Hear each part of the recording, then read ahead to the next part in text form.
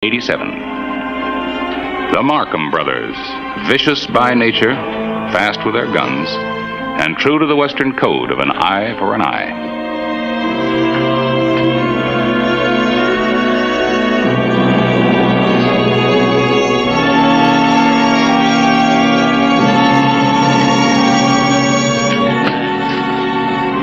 Come on, wake up. We've got a long way to ride. I'm getting some sleep.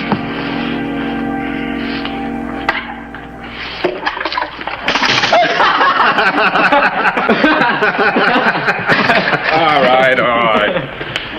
Why can't we hold up here? We got to be in Tombstone tomorrow morning. We're going to be there when Mr. Frank Leslie steps off of that stage. I've been waiting a long time for this. Well, we couldn't have gunned him when he was in the pen. Not we, Hank. This'll be my pleasure. Well, why do we have to kill ourselves to get there? We've been waiting 5 years. One more day ain't gonna hurt us. Are you forgetting there'd be 5 of us instead of 4 if Leslie hadn't gunned down Steve? I ain't forgetting nothing. All right.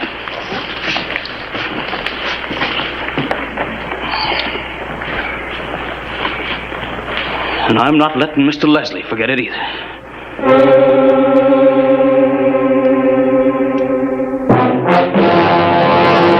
An actual account from the pages of my newspaper, the Tombstone Epitaph.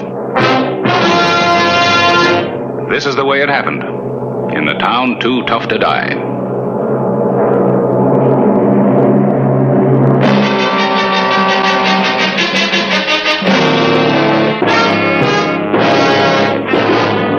Tombstone Territory.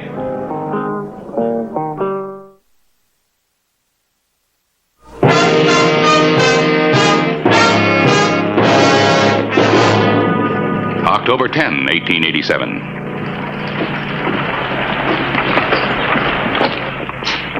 Morning, Harris.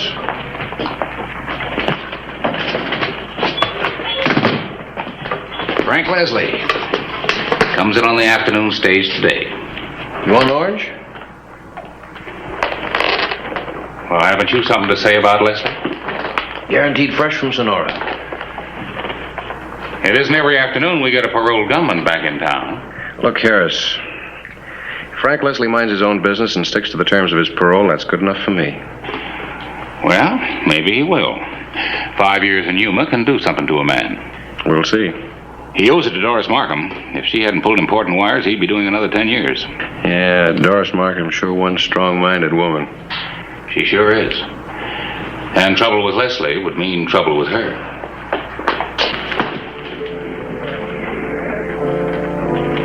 The Maison Dorée, one of Tombstone's more luxurious restaurants. Clay Hollister was a regular patron, but this visit was personal, urgent. Morning, Miss Markham. Oh, Sherry. Mind if I join you? Please. Oh, nothing for me, thank you. But I will be open for dinner. Your French cuisine's become a weekly must for the editor and me. Thank you. I try to make the menu of the Maison Dorée a little different. You've made it quite famous since your husband's death. You want to talk about Frank, I suppose. Just don't want any trouble. You don't think we do? Now, look. All Frank wants is to be left alone. He told me the last time we A talked. man behind bars will say a lot of things. Frank meant it. The only reason he's coming back to Tombstone is because of me. We're going to be married. What's Frank going to do when he hears that old story about how he gunned down your husband? 5 years is a long time. People forget. You're expecting an awful lot, Mrs. Markham. The whole territory knows that story. Steve was no good. He had it coming. He forced it. I was there. But the court found Frank guilty. I know I was the only witness. And a wife isn't allowed to testify against her husband. Well, it's all in the past now. All we want is to be left alone. As far as I'm concerned, you will be. But I'll drop over this afternoon and have a talk with Frank anyway. You don't have to worry about him. That's good. Because you know the first sign of trouble and back he goes for another 10 years.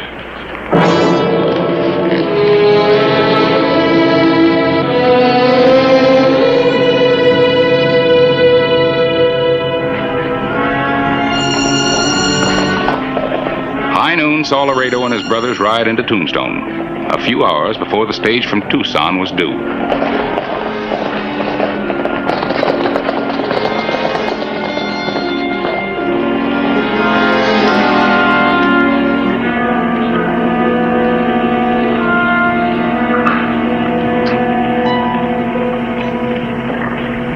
Hard case is all right. No law says they can't ride through, though. See how they add up. Right.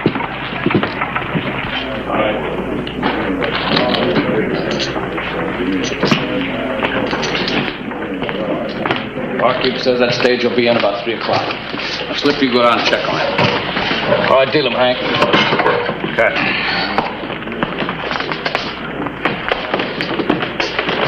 You're a little bit jumpy, aren't you, kid? You got no call to grab a man by surprise. Looks to me like you're still sprouting. I've sprouted enough to handle a gun. Not in Tombstone. Hold it. You wouldn't be aiming to shoot a man in the back, would you?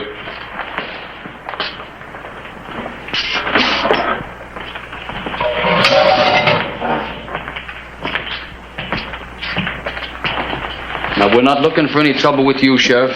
Well, that's nice, because we don't want any trouble either. Since you seem to be talking for your boys, I'll give you a word of warning, though. I'm listening. Keep your guns holstered until you clear town. And suppose our business calls for other plans. Well, maybe you better change your plans, then.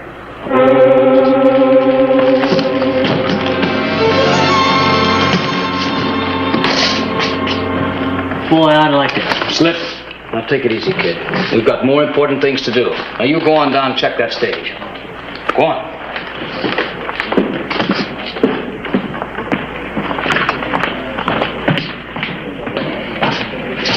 I don't like it, Laredo. That Johnny Law's no one to fool around with. Look, we came here to do a job. Be easier tonight. Leslie'd never know what hit him. Sandy, that's just it. I want him to know. I want him looking right down at the point of my gun. So no back shooting now, understand? Sure, Laredo, sure. Where are you going to nail him, Laredo? The stage station? No.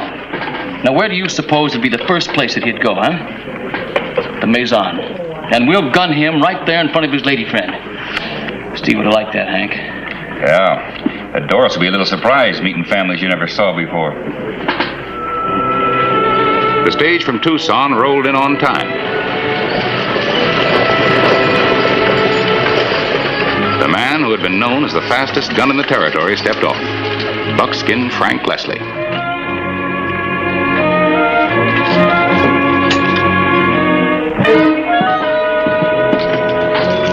Gonna have a talk with Frank? Later. There's a time and a place for everything.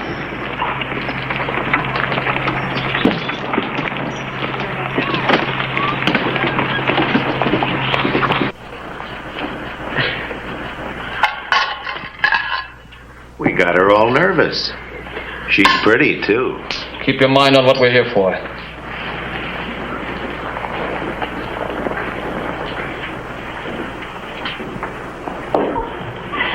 It's so wonderful to have you here. Mary, this is... Come right in, Mr. Leslie.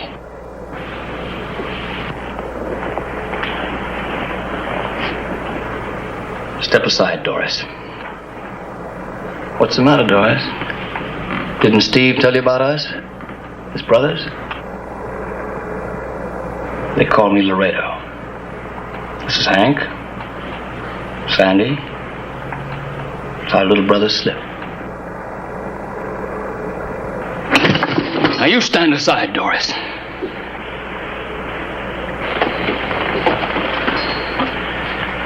My business is with Mr. Leslie.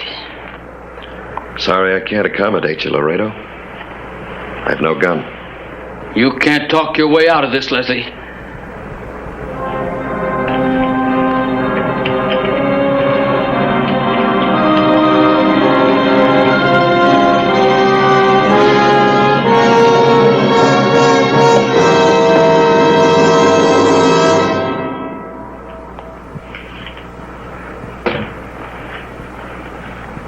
Now you pick it up. Go on. Let's see if you're really as fast as they say you are. I won't do it, Laredo. Don't tell me Yuma Prison's knocked the man out of you. Hold it!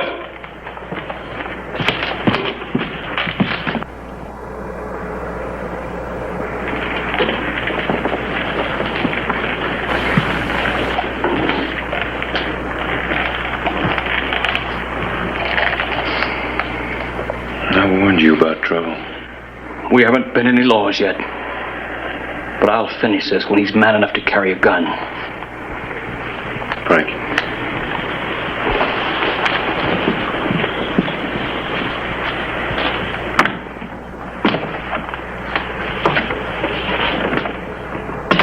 Anything starts, I'll finish it.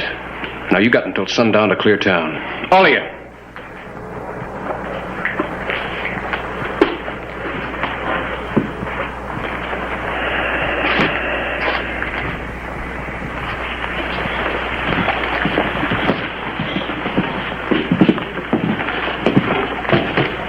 Why don't you give that kid a chance to grow up? Like I said, Sheriff, we got business. Well, like I said, sundown. We ain't gonna do what that sheriff says. Not unless we finish our business first. Yeah, well, y'all can have Leslie. All of you. I want that sheriff. He's been riding me ever since we rode in. Hollister's got a tough reputation, Slip. Yeah. Well, it won't hurt none for me to be worded.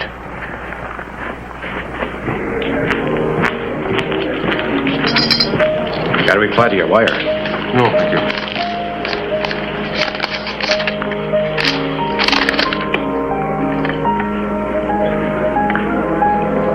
Secret. No. Just the Markham brothers have quite a reputation. None of it good. But no charges that could stick. I'll be making the rounds. Clay, why don't you deputize his posse? That Sandy isn't a front shooter like the other three. You need a ring of men all around you. There's I'm getting paid to do a job. Keeping peace is part of it. Well, if they're still in town at sundown, would you call what's going to happen peace? No, I guess not. And what about Leslie? So for his sake, he doesn't pack a gun. Breaking his parole. In his position, you think he'd go looking for trouble? Well, he doesn't have to look for it. It comes looking for him.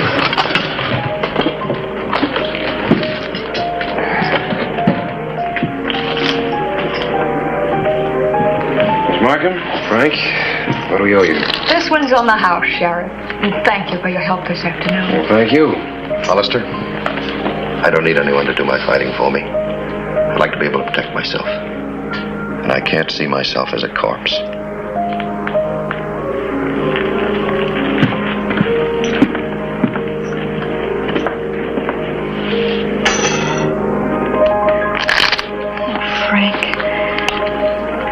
You've got to understand, we can't have any peace or life of our own until this is settled, one way or another. I've got to draw a hand. But Frank, your parole, it might mean another 10 years. Man's got a right to sit in his own game. I'll talk to Laredo. I'll make him see Steve wasn't worth fighting about. Look, honey, Yuma hasn't changed me that much. I'm not going to hide behind a woman's skirts. Or a sheriff's gun.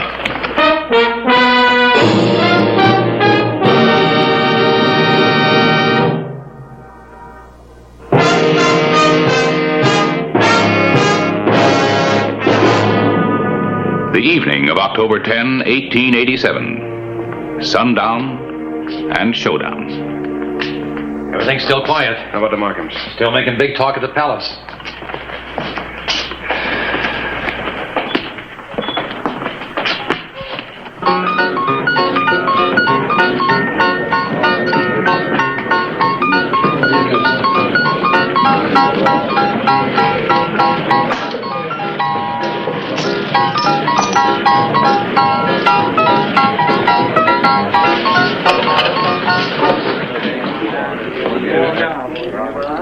I'll call.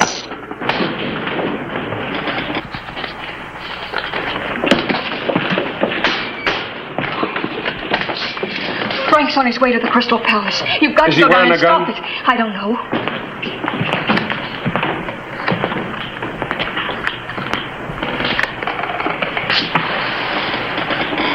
Well, you carrying a gun? I want to talk to you, private. There's only one kind of talk I'm aiming to do. Over a brother that wasn't worth it. Get smart, the whole bunch of you.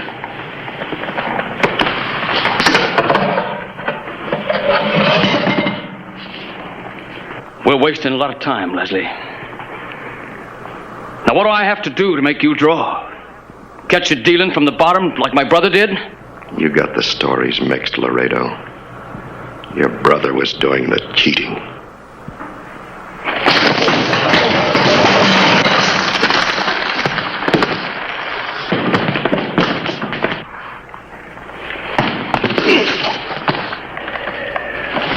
Got you again.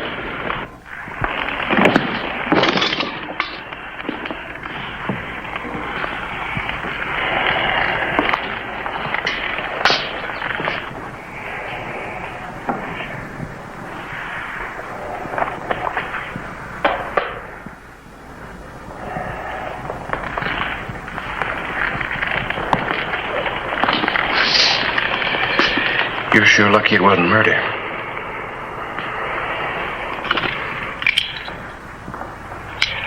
You got 30 more minutes before dark. Won't be any talk after that.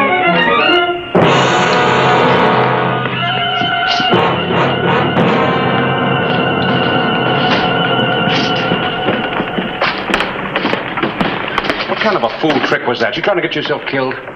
You had my word about no guns. Just thought I might be able to reason with him.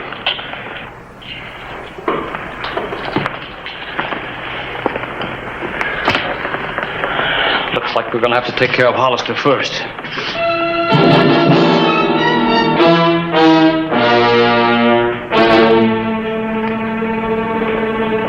Now, you really don't think they'll ride We'll out? know in 30 minutes. Even if they don't, it's not your job to see that they... Oh, Frank, darling. I was so worried about you. I'm all right, Doris. Nothing happened. Oh, Sheriff. Thank you. Why don't you two go on along, huh? It's my fight. Just give me the word. Not in Tombstone, Frank. Haven't you got wedding plans to discuss? Can you get back to the restaurant? Oh, I'll be right along. Go ahead. What's wrong with my backing your play? This is a job for the law. We'll take care of it. And I don't want civilians mixing in a shootout. The odds are still 4-2, Sheriff. They usually are.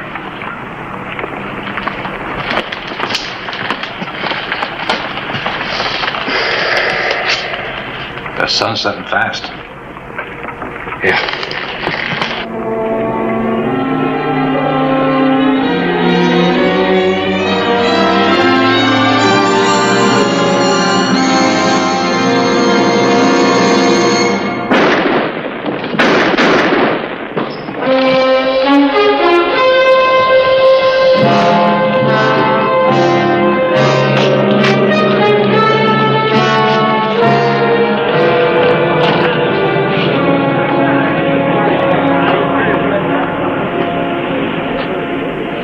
There's one Markham less. Somebody at the corner.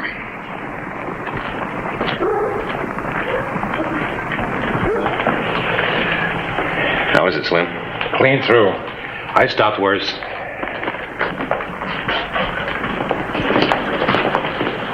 He's gonna be all right. What made young Markham go for him? He just happened to be behind me. That bullet had my initials on it. How is the kid? I sent for the coroner. It's 3 against 1 now, Hollister. Laredo.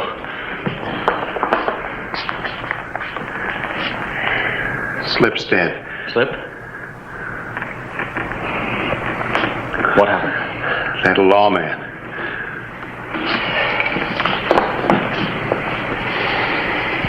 Let's get him. And I don't care how, but let's get him. No.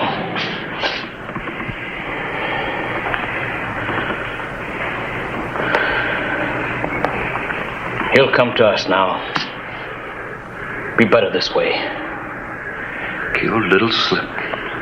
Dirty? Sandy, now you get your rifle and get up on a roof somewhere. We'll take care of Leslie later.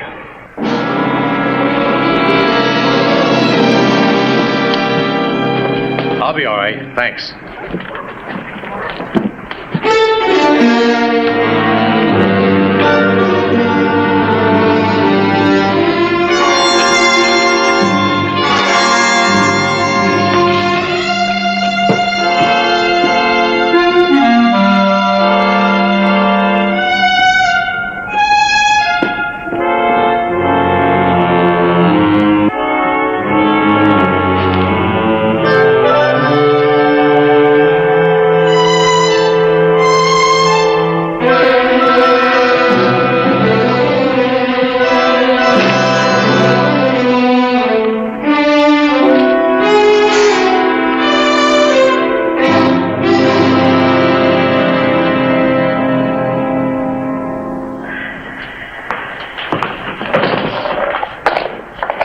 to deputize me, Sheriff.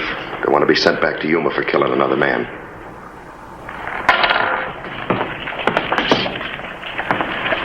You're deputized.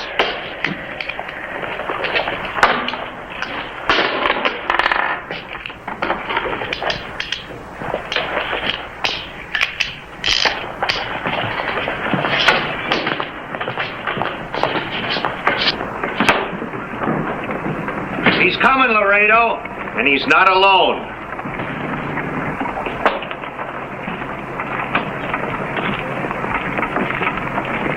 Harris, go on back. I need somebody to print the epitaphs.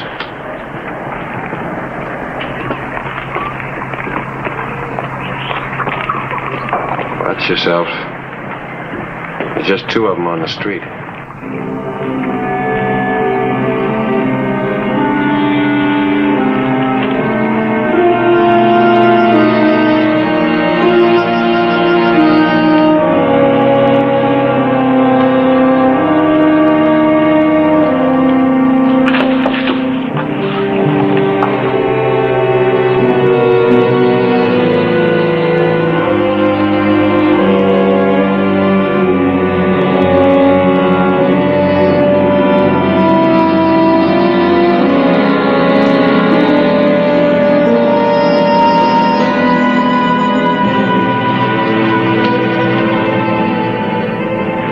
On Laredo, he'll move first. Got a feeling someone else has got their eyes on us. Yeah. Right on our backs. What is it? Your deputy just got Sandy. Well, I told him to go get his shoulder patched up. How do you like the odds now, Laredo? It's 2 against 2.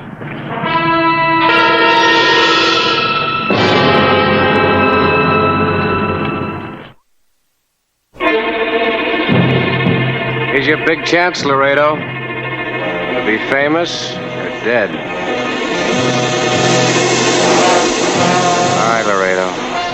Drop your guns.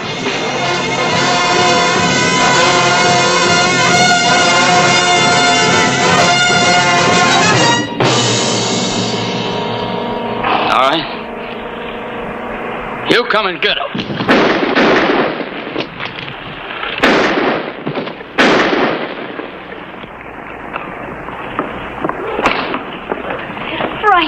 Frank, oh my God. Oh, boy, they give up hard. How is it? Well, didn't hit the bone. I guess I can walk on it.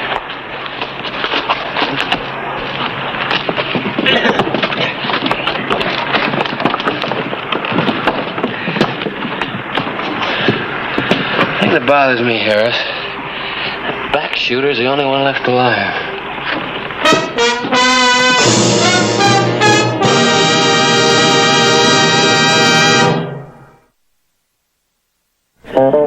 Whistle me up a memory, whistle me back where I wanna be, whistle a tune that'll carry me to Tombstone territory.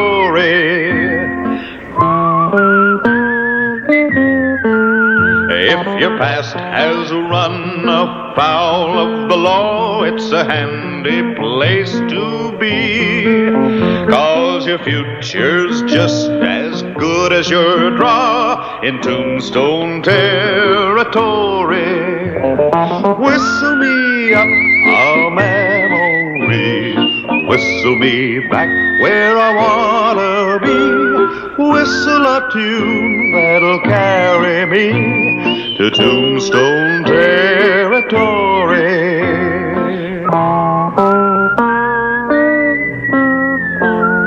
North of Tombstone, Arizona Territory.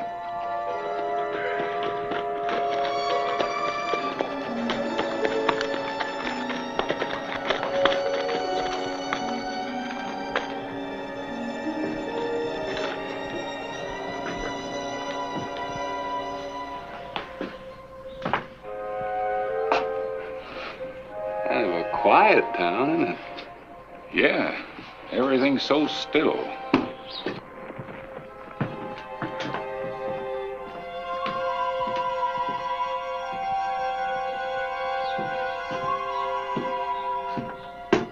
There's not a soul in sight.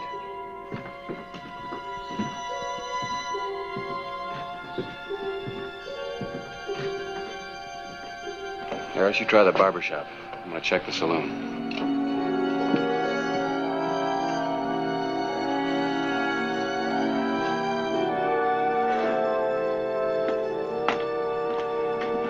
Nobody in there either.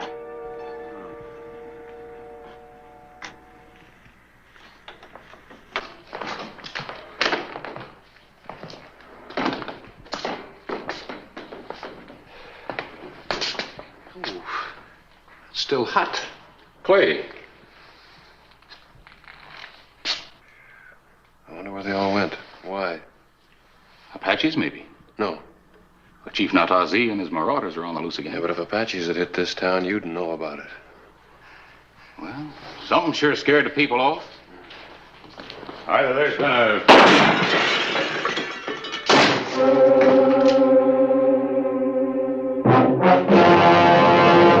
An actual account from the pages of my newspaper, the Tombstone Epitaph. This is the way it happened. In the town too tough to die.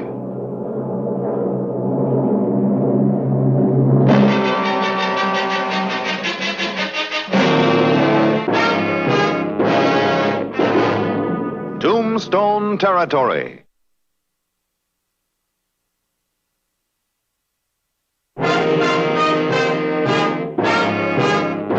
June 14, 1881. The sheriff of Tombstone and I swung through the small town of Osage on our way back from Fort Bowie to find it empty and deserted. Except for a mysterious sniper.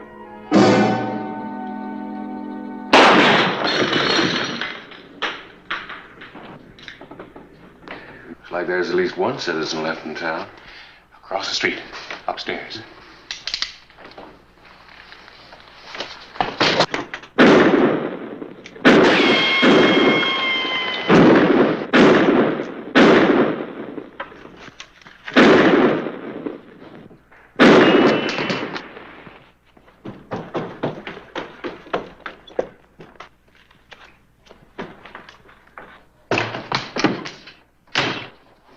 It's no use. They'll burn this place to the ground.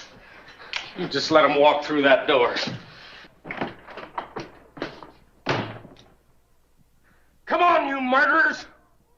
We got no quarrel with you unless you force it. Did Hicks send you two on ahead? I'm the sheriff of Tombstone. The man with me is Harris Clyburn, the editor of the Epitaph. You prove you're a sheriff.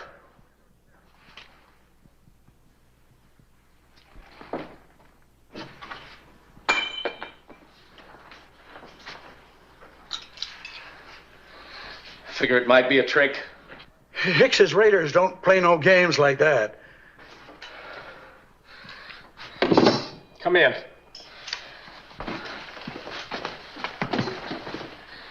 That why you shot at us? Thought we were raiders. They're coming. They're coming to town today. I thought that bunch operated only in Texas. It's getting thin pickings for them there. Hicks put together a ragtag group of soldiers after the Civil War. They've been riding and raiding ever since. We got warning they were coming. Folks decided the best course was to evacuate. Well, didn't they know the Apaches are out again? Nothing else they could do. There's not enough gun hands in this town to stop those cutthroats and risk our women. How come you two stayed behind? Ned's sick. It's his heart. The doc said if we was to move him, he wouldn't make it. Well, you're not sick. Ned's my brother. The doc went with the rest of them. Harris? I better go down to the telegraph office. See if I can get Doc Cunningham over here from Tombstone. He'll have to hurry. For the both of you. Oh, and listen. If Hicks and his men get in here before I get back, don't make a sound. You mean put up no fight at all? We wouldn't stand a chance against them the way things are. I want Hicks to find Osage deserted, a ghost town. Be no experience for him. Want to see what he does? I hope you know what you're doing. Yeah, I hope so, too.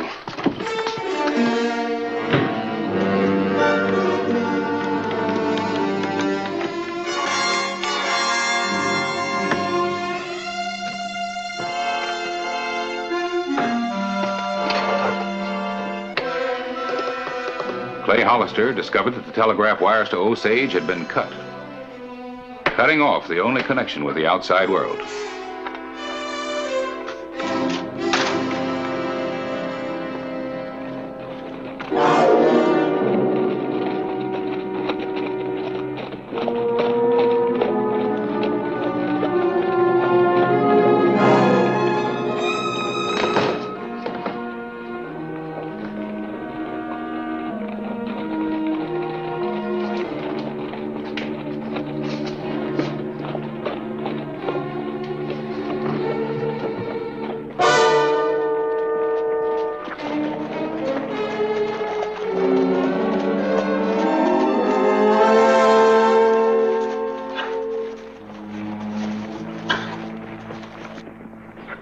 You desert rats.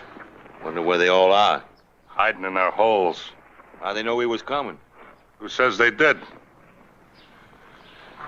All right, boys, flush them out.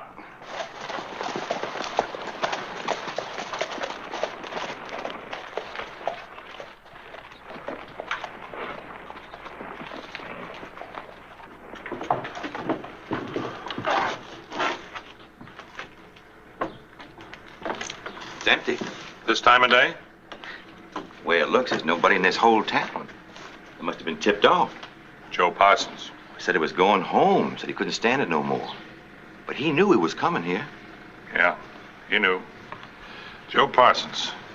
Maybe we'll meet up again. So the whole town ran for it. Bunch of cowards. Well, Hicks, I guess you can't blame him. That's enough, Sheldon. You're beginning to think like Parsons. I'm thinking about the others we've lost.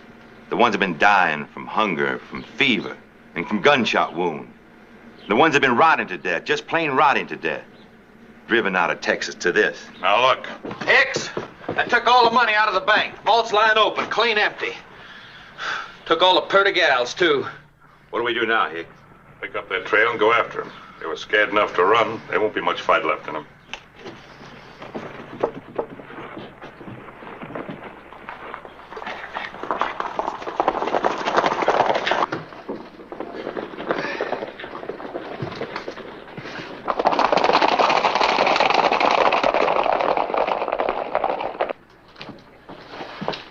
I'm going to find Hollister.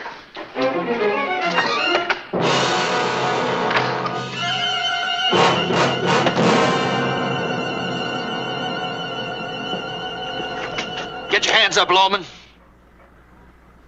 Where'd you come from? Out of the woodwork? Y'all never figured he'd leave a couple of us here, did you? You're gonna find out. Drop your guns!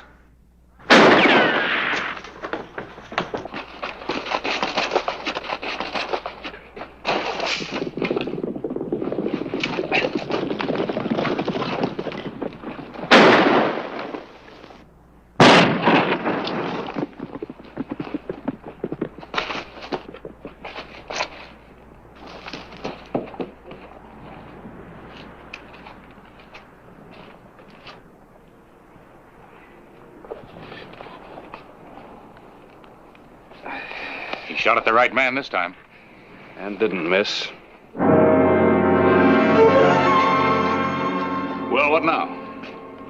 We're gonna go catch Hicks. Well, you figure the two of us can take what's left of that gang? Well, he doesn't know there are just two of us. Besides, I'll figure out something when I get a look at the terrain.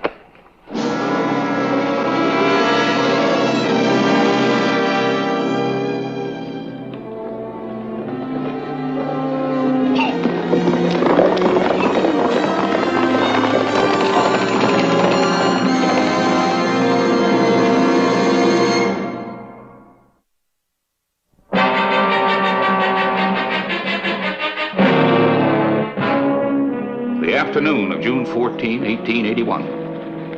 In the windswept foothills of the Cabezas Mountains, Hicks's raiders had overtaken the fleeing townspeople and cut out the prizes they were after.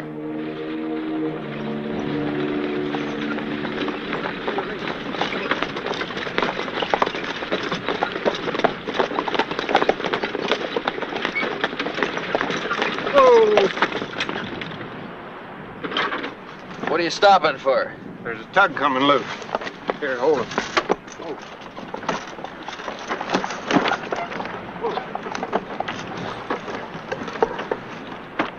Hicks, why are we going back to that town? He's getting us the money he hid. Aren't you, Mr. Banker? You let the women go, then? That's a chance you'll have to take. There, that takes care of it.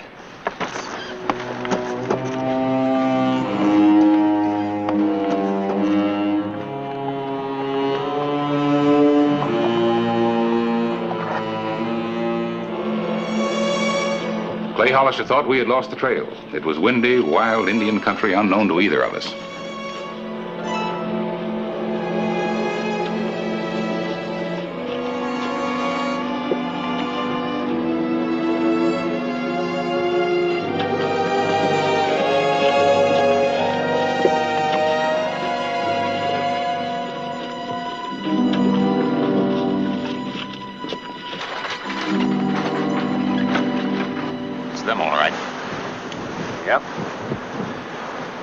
Said you'd decide what to do when you saw the terrain. How's it look to you? Might do. It better do. There's quite a few of them. Well, maybe we can outthink them. Choosing the battlefield is quite an advantage in a fight.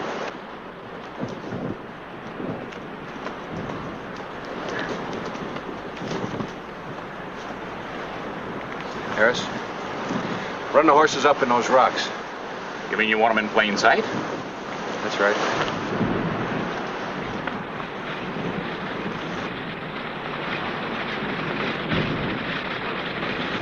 Listen.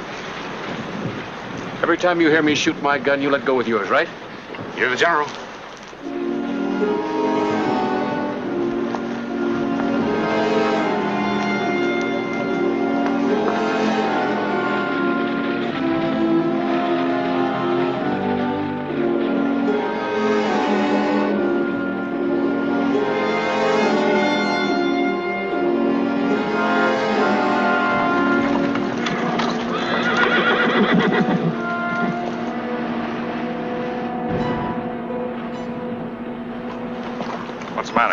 I think I saw some horses up there moving. Indians? Might be. I hear say the Chief Natazi and these renegades have been raiding. He wouldn't want us. We're both in the same kind of business, except we work opposite sides of the street.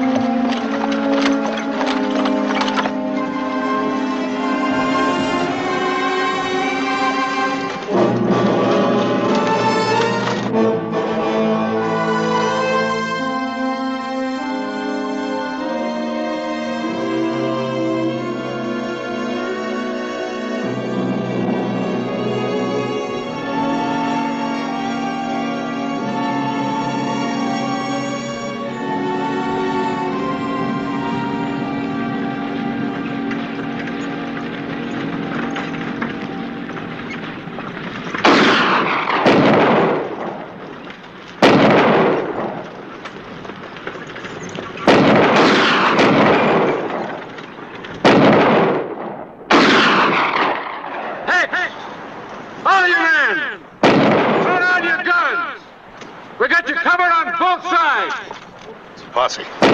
Telegraph wires are down. How would a posse know we were here? How would the whole town of Osage know we were coming?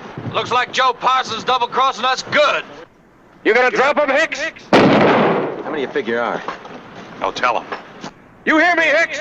Let it get in the wagon. We're going through that pass.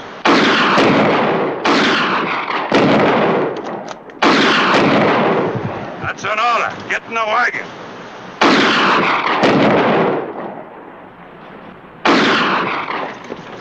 Get the women and the old man up front. If they start throwing anything at us, it'll get them first. Wait a minute. I'm not taking any more arguments from you, Shelton. We're gonna fight like men, like soldiers, or we won't fight at all. I'm not gonna tell you again. Now listen to me.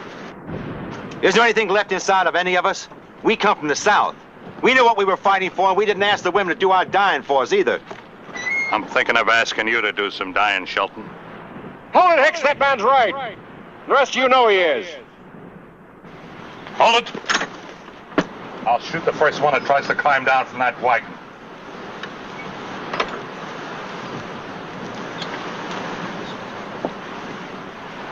Now, Shelton. Hicks! All right, I'm in charge now. Ain't nobody aiming to oppose you. All I can say is that we're not only outnumbered, but we're outmaneuvered no matter which way we turn.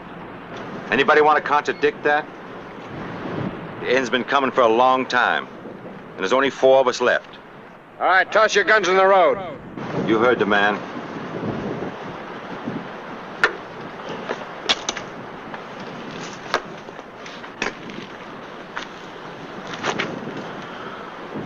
Harris!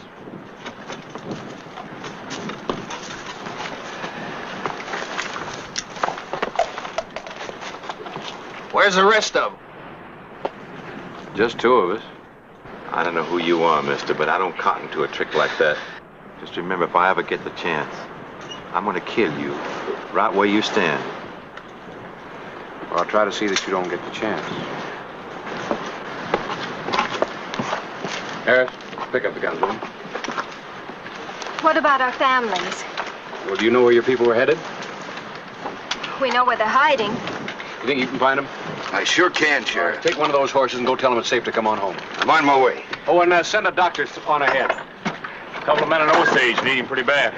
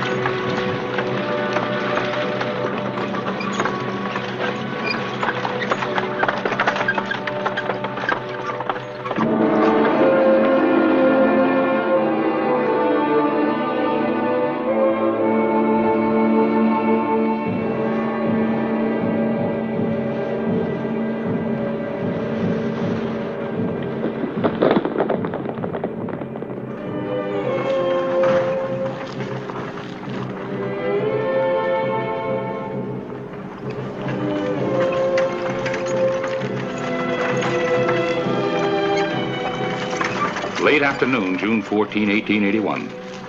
The gamble had paid off, but there was still a scent of battle in the air.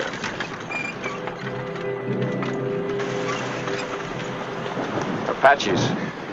Chief Natazi, marauders.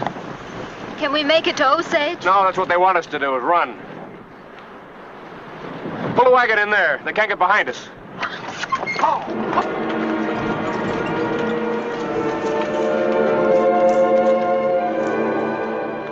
We knew we were hopelessly outnumbered.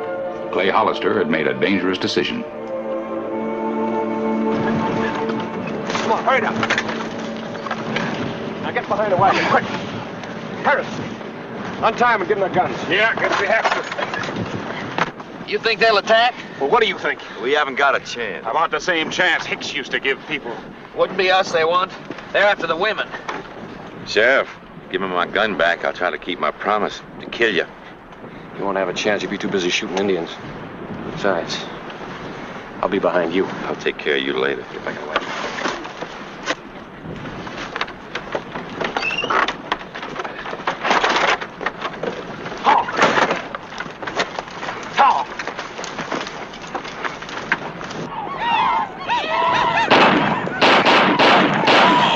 Here they come. They're pickup renegades from other tribes. Try for the chief. He's all that's holding them together.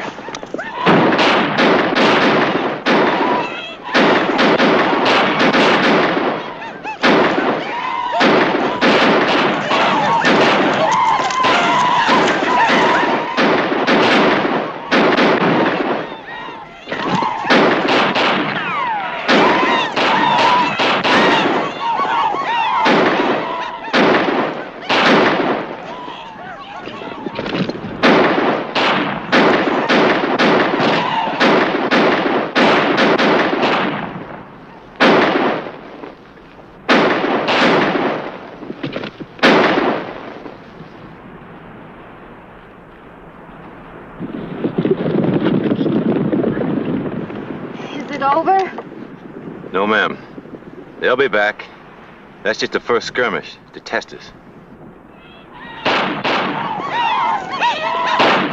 Oh, here they come again.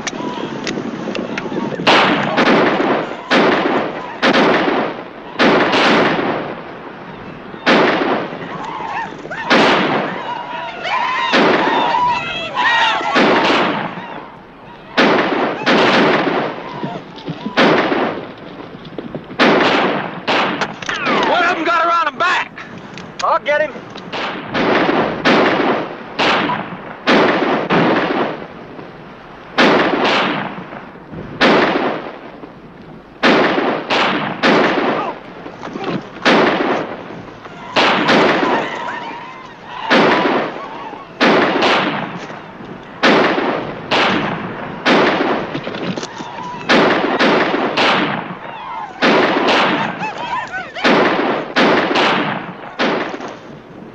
Dead. Jack! You think, Harris? We're nearly out of ammunition, Clay. And they know it. Next time they'll ride right over us. Well, what do we do? Die here with a purpose? Or die later?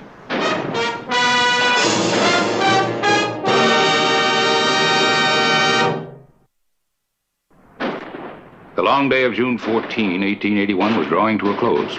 It looked like it might be the last day for all of us. Gotta get that chief. We get him and the rest of them will fold up and go. Well, gentlemen? Let's go.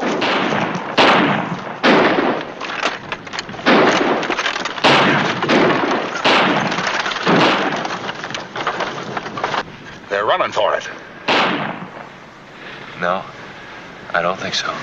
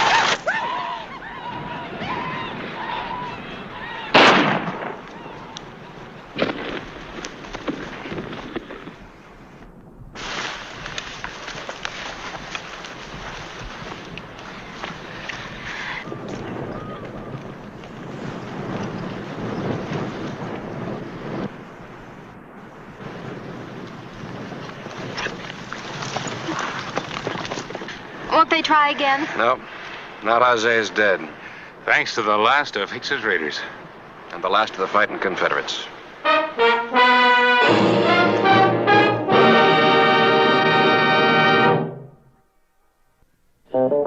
Whistle me up a memory, whistle me back where I wanna be, whistle a tune that'll carry me to Tombstone territory.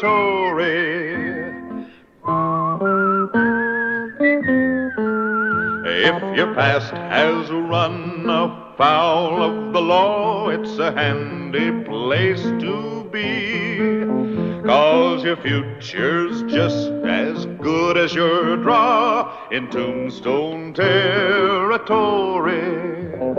Whistle me up a memory, whistle me back where I wanna be, whistle a tune that'll carry. Neil Wheaton, one of Clay Hollister's new deputies. Wheaton liked guns. They were his weakness. Get it fixed? Nothing to it. I ain't been stuck. Man should look after the tools of his trade. Could save his life. Or get him killed.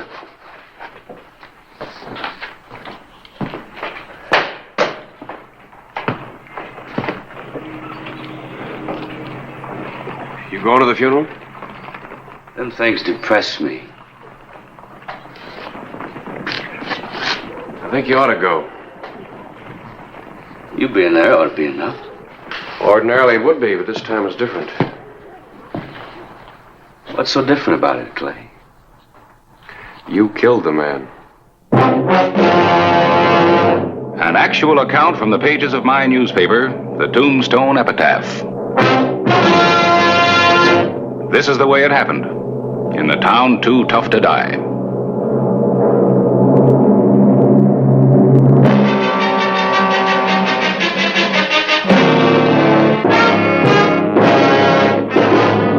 Tombstone Territory.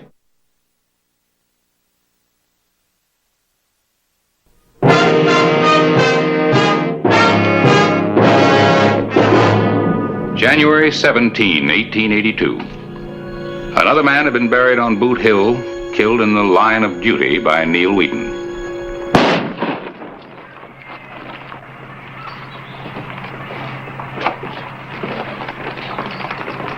Satisfied? With a new gun, you have to be careful. Got to be checked out. They do that at the factory. Well, they claim they do, but I heard of a fellow once, had him a new 6-gun. First time he went to fire it, barrel was clogged and blew up in his hand. Nothing like that's going to happen to me. Oh, I don't imagine it will. I'm wanting to talk to you. Had a suspicion he wasn't hanging around for nothing. Look, I'll lay it right on the line. You go too fast with your gun. I do my job. Maybe you do it too well. You're talking loco, Clay. 3 weeks ago, I hired you because I needed another deputy. I hoped you'd make the grade. And? And ever since then, you've been in one shooting scrape after another. Wasn't any of it my doing. They all drew on me first. It's a peace officer's job to hold down trouble, not bring it on. Are you saying I'm fired, Clay? Let's just call it a warning. You're first and last. January 18, 1882.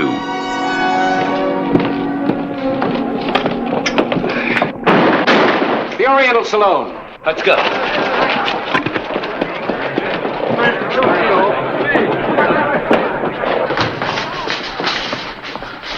Look, nobody's gonna tell me when to leave.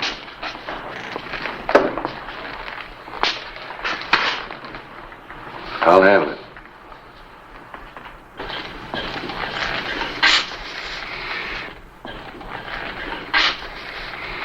All right, mister. Fun's over. Put up your gun. Keep out of this. This ain't none of your affair. I don't want any trouble. If you're smart, you won't either. Do like I say.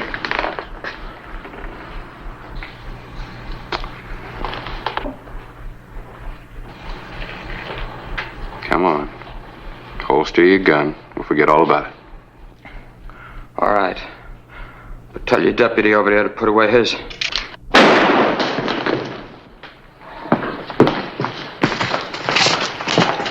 Is he... he's gonna be all right. There wasn't any reason for gunplay, Neil. Anytime a man points a gun at me, you better use it. Real quick. You know there wasn't any danger as well as I do. Boot Hill's full of men who thought that way. I don't believe in being careless. Getting hungry, I'm gonna put on the feed bag if you've had your say. Not quite. Give me your badge.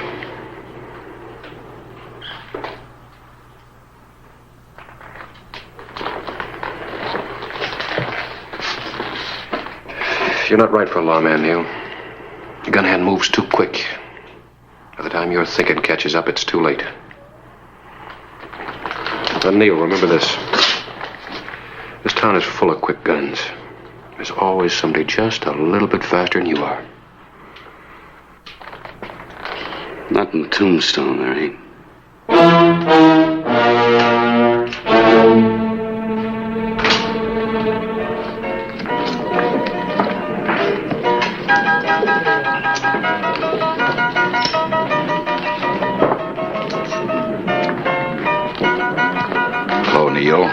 I see you lost your badge. Yeah, permanently. Sheriff thinks I'm too fast with my protection. Have one on the house. No, thanks. Makes a man careless. I like to be able to tell my friends from my enemies. Got any plans as to what you're going to do now? Mm-hmm. Thought maybe I'd come to work for you. Doing what? Thing I do best. Got a nice place here, Richie. Nicest in town. Could be better with protection. Well, we've got Hollister and all the other deputies. Sure you have, but they can't be everywhere at once. If you had your own gun on the premises, it could save you a lot of headaches. Sounds like a good proposition. With your reputation, you might hold down trouble. I'll think it over. Has to be now. The Crystal Palace has already made me an offer. All right, Neil. But remember, your job is to hold down trouble. I don't want any customers shot. Oh, of course not. You're a good businessman. When you want to come to work? Maybe you didn't know it. But I was on the job when I walked in.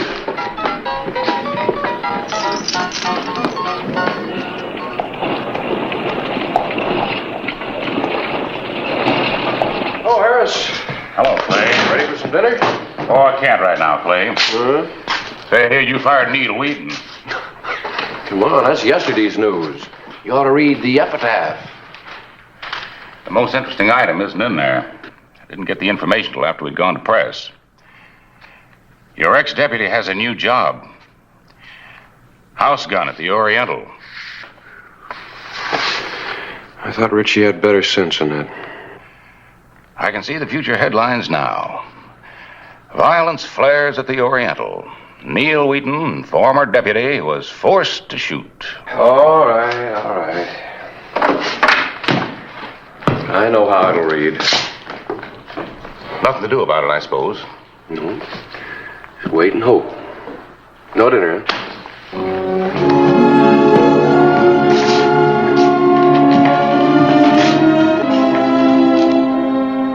January 25, 1882.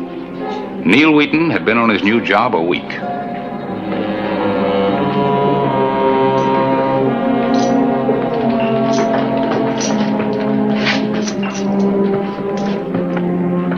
Evening, Hollister. How's it going, Richie? Quieter than a sleeping hound. Been that way ever since word got out about Neil. He had to do anything to earn his pay yet? Business is good. Trouble staying away from my door. So far. January 27, 1882. Friday night. The traditional night for the big ranchers to come to Tombstone.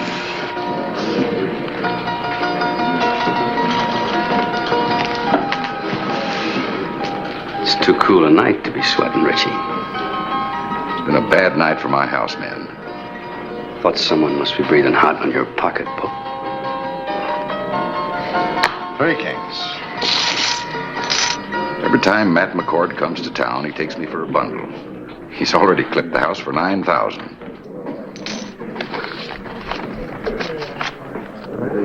Oh, he wants more money. I better get it out of the safe. You want me to hex McCord? Yeah, you do that. Be worth a lot to me, an awful lot.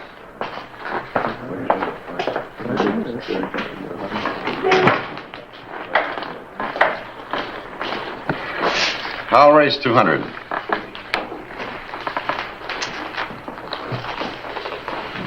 Keep your hands above the table, McCoy. You calling me a cheat? I'm not calling you anything, just a warning. Let's play cards. I pass. I call. 3 ladies. Beats 3 jacks. That's all, gentlemen. This game's called for tonight. Something new, ain't it, Wheaton? Just decided to put it into effect. Do you mind?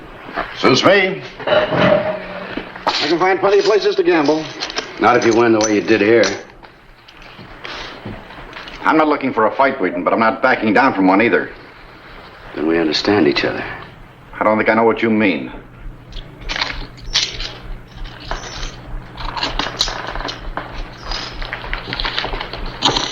Leave it.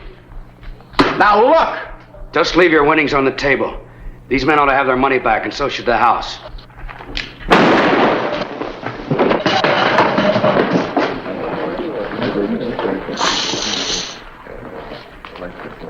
McCord won too much and too often, to be honest. If he hadn't been a cheat, he wouldn't have drawn.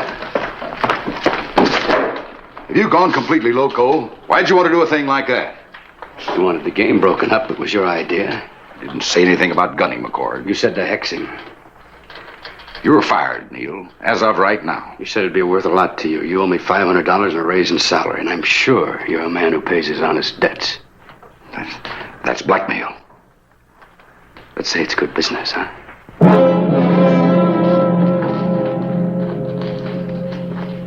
Water. Hello, Clay. Glad you got here. I just had to shoot Matt McCord in self-defense.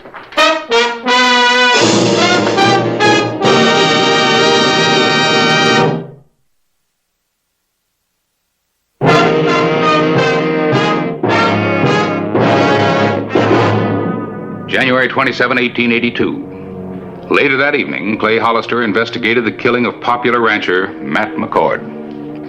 What's your version? Well, after Neil accused him, Matt reached for his gun and I defended myself. You keep out of this. What are you getting all worked up over, Clay? It ain't as if I gunned him down without a chance. McCord wasn't any hand with a gun. Man wants to act like a fool. Ain't my lookout. From what I hear, you didn't give him any choice. Did you see it? I don't know about the cheating part, but I heard McCord went for his gun first. Sorry this happened, Hollister. Hiring Neil seemed like a good idea at the time. Well, I can't blame you much. I made the same mistake myself. Thing to do is what I did. Fire him. Well, maybe it won't happen again. I'll give him one more chance. Sure it'll happen again. Another legal murder for Neil Wheaton. He's got you real scared, hasn't he, Richie?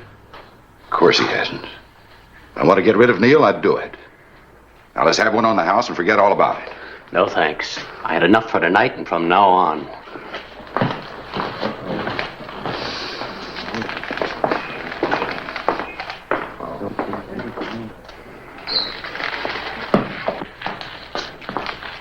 Better luck next time, Clay. You got a bad case of gun fever, Neil. Only cure I know for it's a bullet. Want to try me? Only if I have to. Like I said before, it's a peace officer's job to keep down trouble, not bring it on. Just as you say. Anytime you're ready, say the word. Now that we've settled that, have a seat. We'll play some showdown. You got more important things to do. Such as? There's a nice straight road out of town. Use it. The only way I'm leaving is feet first. If that's the way you want it, that's the way it'll be. Go ahead, I'll give you the jump. No, I don't want to kill you. Just do like I say. You're fast, but not that fast. What are you waiting for? Go on.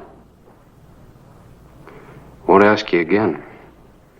Next time I'll... There won't be any next time, and you know it.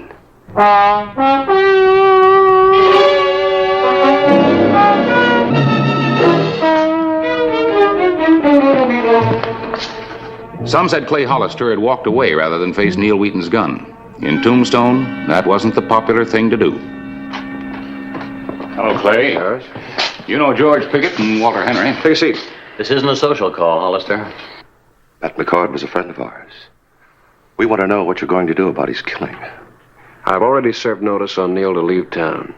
Doesn't seem to have registered too strong. He's still around. Still working for Reggie, too. We don't want to pressure you, Hollister. But if you don't do something about Wheaton, we will. Like what, for instance? Matt McCord had a lot of friends in this part of the country. They're mighty stirred up. I see. Anything else? Guess that's about all we have to say. We mean it.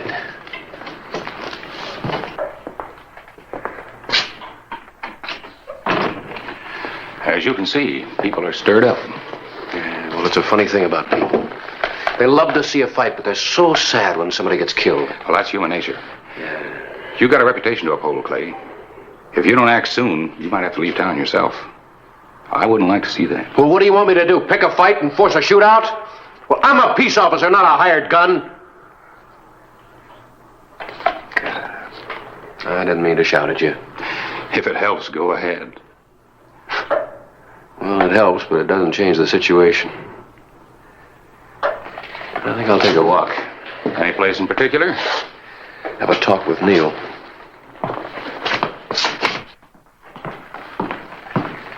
Where is he, Richie? If you mean Neil, he took the day off. Where did he go? If he never comes back, I won't miss him. Why haven't you fired him yet? I can't. You mean you're afraid to? What difference does it make? He's got his hands around my throat, and I can't pry him loose. Maybe I can do it for you. Neil's got you buffaloed, too. Otherwise, you'd have taken care of him by now. All right, Richie. Just what is it between the two of you? Neil's blackmailing me for the McCord killing. Says I told him to do it, and I'd pay for the service. Well, you should have told me that before. I know it. And I didn't think it'd do any good. You thought wrong. Just a minute. Get me out of this, Hollister, and it's worth $1,000 to you.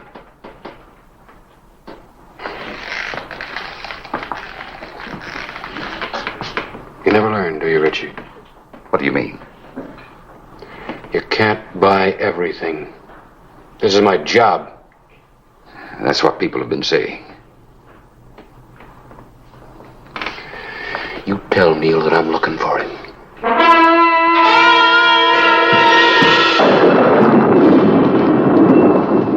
Storm coming up?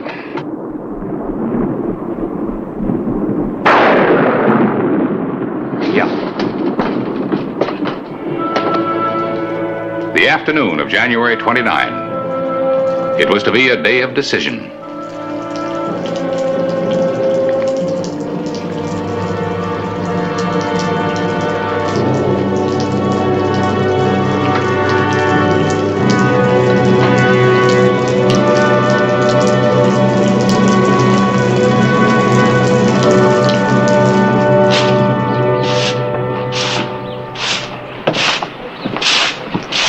Wallace?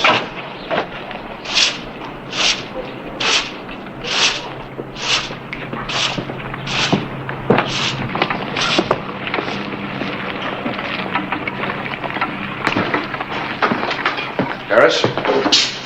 Care for some? No, thank you. Helps me to get through a long afternoon. Have you seen Neil? Earlier. One thing I don't understand, Clay. How come you haven't clamped down on him? Well, I'm tired of settling every argument with a gun. We're living in a lawless time, Clay. Sometimes, unfortunately, it takes violence to stop violence. You're the only law we have here. People expect you to meet the issue head on. Meet it head on? Well, what does that mean? Shoot it out with Neil? Well, there's got to be another way because legally Neil hasn't broken the law yet. Sometimes it feels like the only answer to every problem in Tombstone's a bullet. I was hoping it'd be different. I was hoping...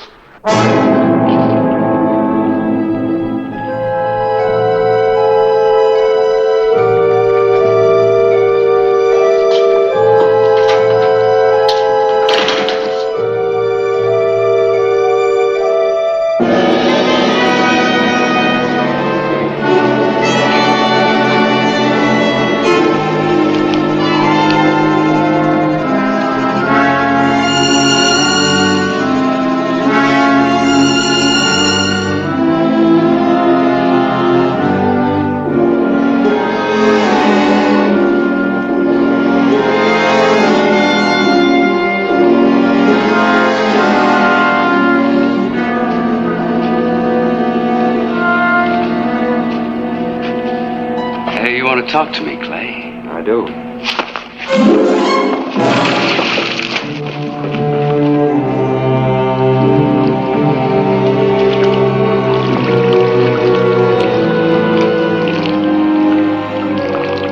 I've been hoping you'd make this mistake. I'm waiting. It's my pleasure. Careful. There might be mud in that barrel. Could be clogged, blow up. Like with the fella you were telling me about.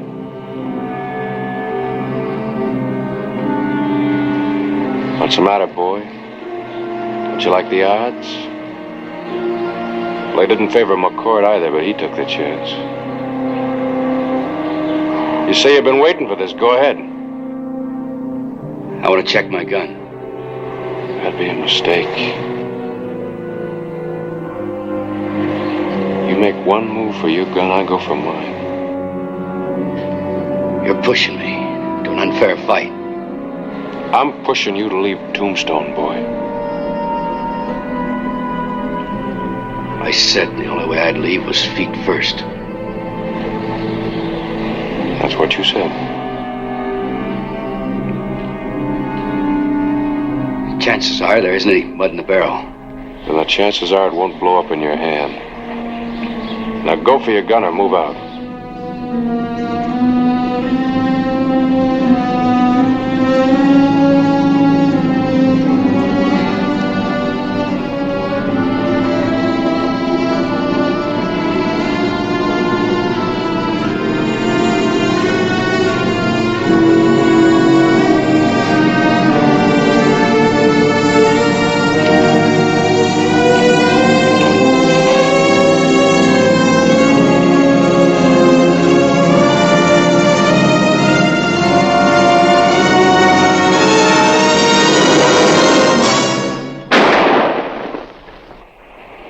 Want to use it?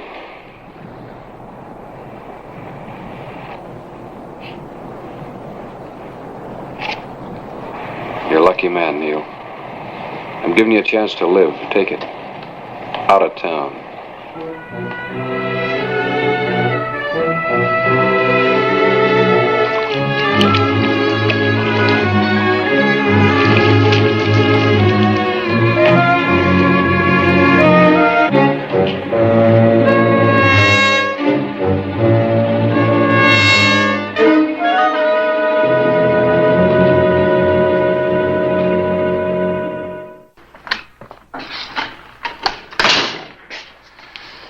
Thought this might interest you. Editor of the El Paso paper sent it to me. Oh? Neil Wheaton killed by Madden Roberts. Another victim was added to Madden Roberts' growing list when today he shot and killed. Kind of thought Neil would be headed back this way sometime. I guess now he won't be. Always somebody just a little bit faster. Fella here says he'd like a crack at that deputy's job we got open, Clay. Wants to be a lawman. Well, I'll be glad to. We got business. Need some help? No, we can handle it.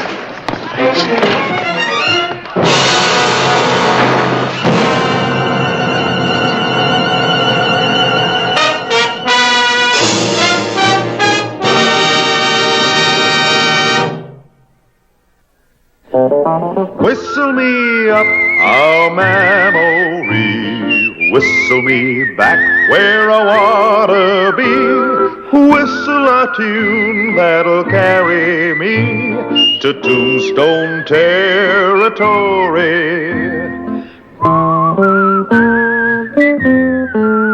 If your past has run afoul of the law, it's a handy place to be, 'cause your future's just as good as your draw in Tombstone territory. Whistle me up a memory, whistle me back where I wanna be, whistle a tune that'll carry me to Tombstone territory.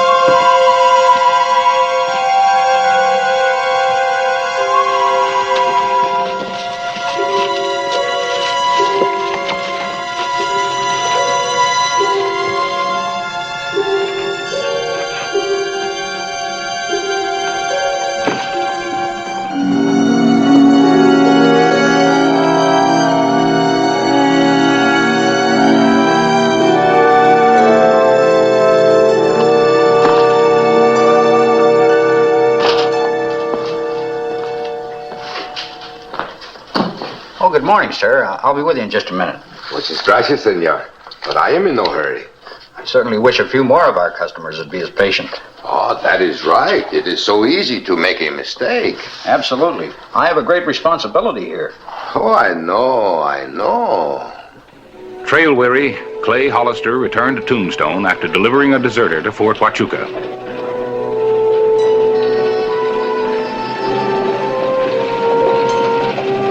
Heavily armed men from Mexico watched the sheriff pass.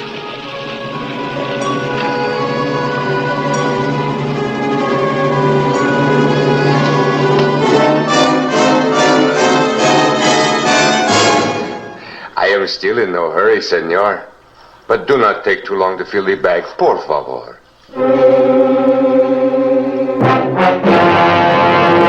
An actual account from the pages of my newspaper, the Tombstone Epitaph. This is the way it happened, in the town too tough to die.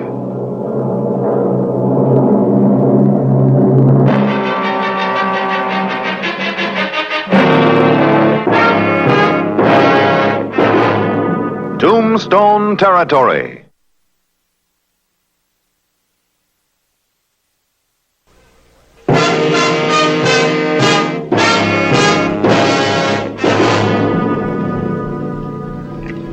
August 2, 1882. Unsuspectingly, Sheriff Clay Hollister had ridden past while the notorious Augustine Ramirez was robbing the Bank of Tombstone.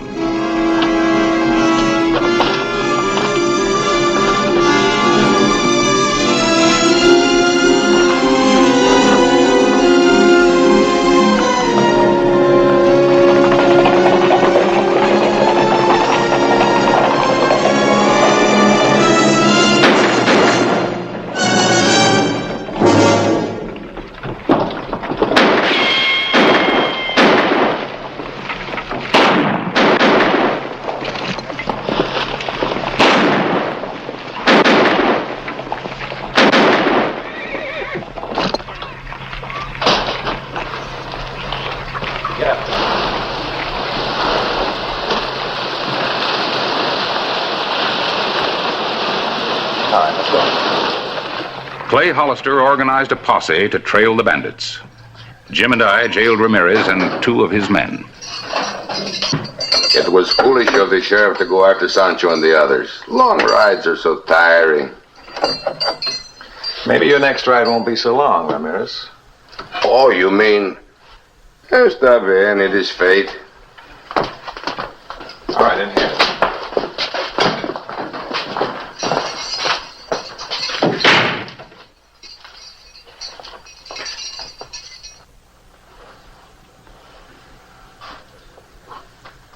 You're looking at me, senor. Tell me, what do you see? Nothing.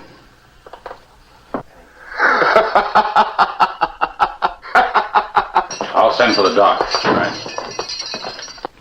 The night of August 2, 1882. No luck.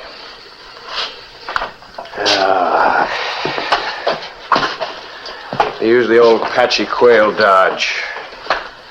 Just scattered into nothing. More likely into Mexico. You know, you can't follow them there. You think we got any help on the way? Everybody's scared off. Ornery Ramirez bought off. Charmed off. Well, that won't help him now. Jonas is dead. Ramirez will hang. No jail had ever held Augustine Ramirez. A hacksaw blade sewed in the seam of his jacket was his key to freedom.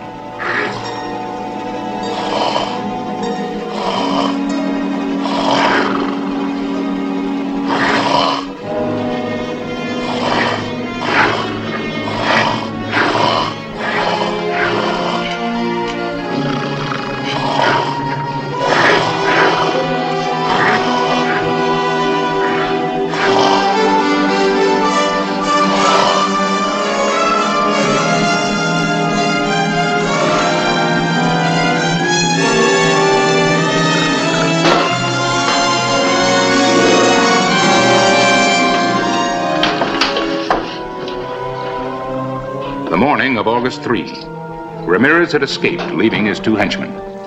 But Clay Hollister had an idea. Hola. No comprendo americano. Is that right? Well, you habla español, amigo. All right, senor. It's obvious we're never going to get Ramirez's hideout out of him. Wasn't intending to. But I wonder what that other fella in there is thinking about now. Hey, that might work. We'll let him sweat it out a few more minutes. Well, listen, Clay, even if it does work, what good will it do? You can't go after Ramirez into Mexico. It's against the law. Oh, I'm not going to break the law, Harris. Maybe bend it a little bit. And even if you did, you couldn't get within 50 miles of Ramirez's hideout without being recognized. Now, how do you take care of that? That old Apache? Mm-hmm. What can he do? Well, if this works, you'll see. Get up. I'm going to take you back inside there now. If you open your mouth just one time, I'll close it for you permanently.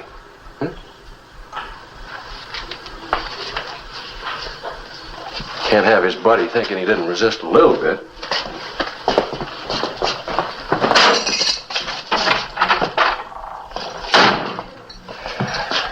Sorry I had to force you to talk. I'll see to it the judge hears you help me.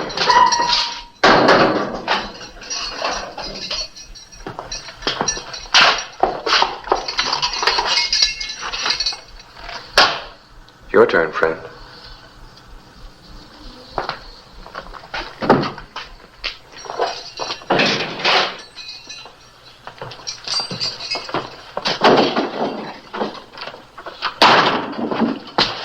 Now, if this one's half as helpful as the last.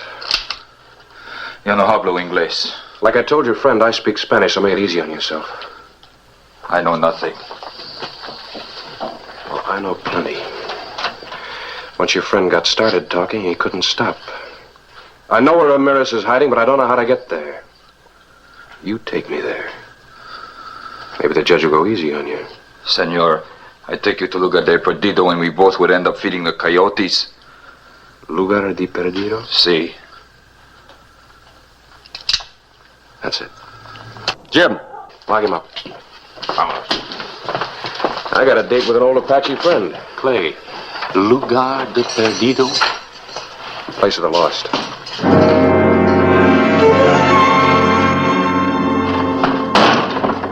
That could cost you your life, senor. You don't frighten me. I've been threatened by your kind before. Now get out of here. Well, if I can fool you, I can certainly fool Ramirez. Oh, Clay, you darn fool, you. Well, how do you like it? Well, I must say it's pretty good. What'd you use? Well, berry juice, a horse's tail, and one of the bandidos is going to be a little bit cold tonight. Horses. Clay is still not a wise thing to do. You don't even know where this Lugar de Perdido is. Now, look, Harris. If your name was Ramirez, and you were raiding border towns, and you knew the second you got across the border you'd be safe from territorial law, you'd have your hideout close to the border, wouldn't you? Yeah, I suppose so. I still don't like it. But you will help me. I think you need help. Now, look, sit down. What I need is this, a special printing job. August 6, 1882. In Old Mexico, Clay Hollister rode the border trails of the Guadalupe Mountains. The afternoon of the third day, Lugar de Perdido, the place of the lost.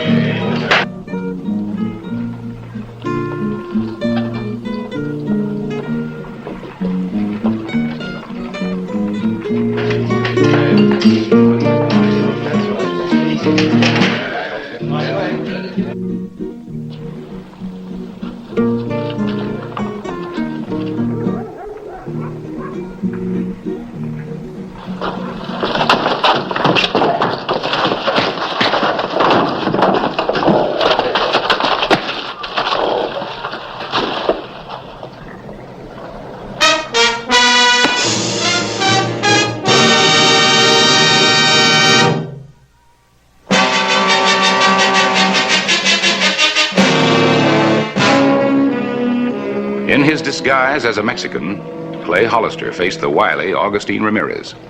So you've come to pay us a visit, amigo, huh?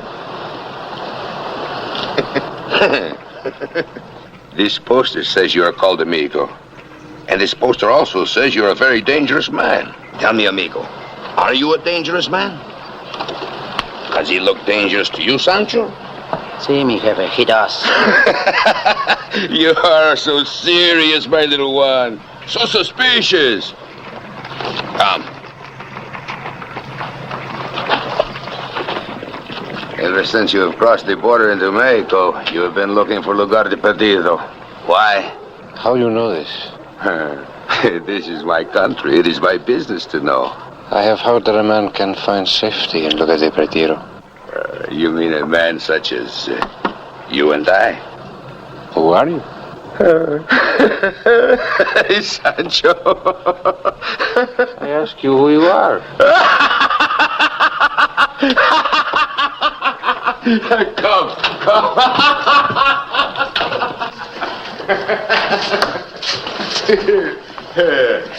What will you drink? Nothing. But I am hungry.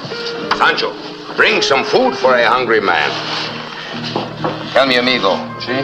You were joking. You know who I am. No. I am Augustine Ramirez. No? You honest do not know who I am? No. It's all right. I will not shoot you. Oh, well, thank you very much. Sit down, sit down.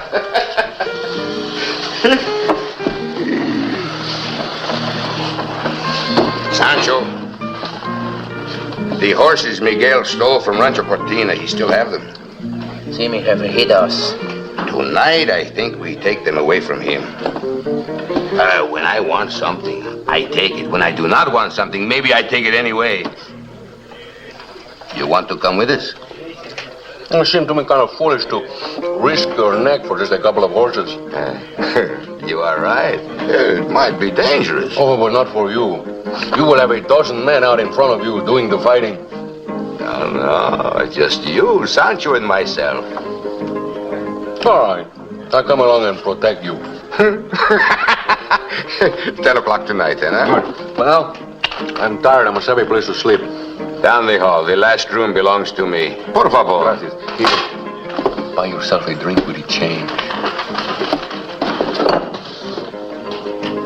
Well, we'll kill him. He's making fun with you. No. We are making fun with each other. And you're making me his serviente. To wait on him, to bring him food. Now you are talking like a niño. I say he's dangerous. Oh. The Americanos offer a reward. $500 for him. For me, $2,000. That is not what I meant. I know. I know what you mean. The sheriff of Tombstone rode with Ramirez, a bandit raid on another bandit.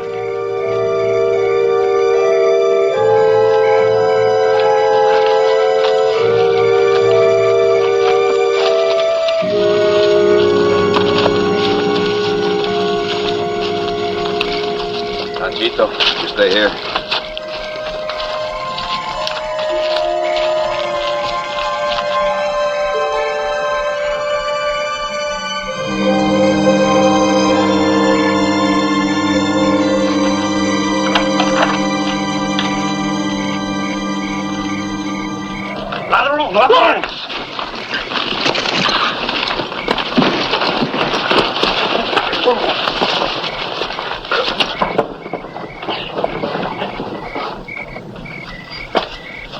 Muchas gracias, amigo. Por nada. You're destined for something better. Forget the horses.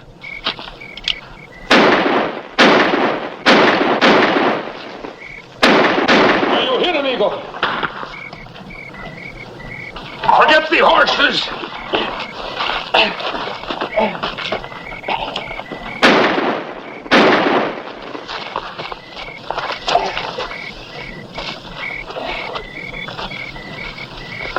In the shooting, Clay Hollister was hit in the upper arm. They were forced to ride back empty-handed. Sancho, see what keeps amigo.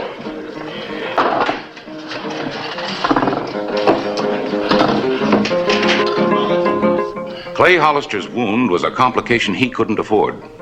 Getting Ramirez back across the border where he could arrest him became a race against time.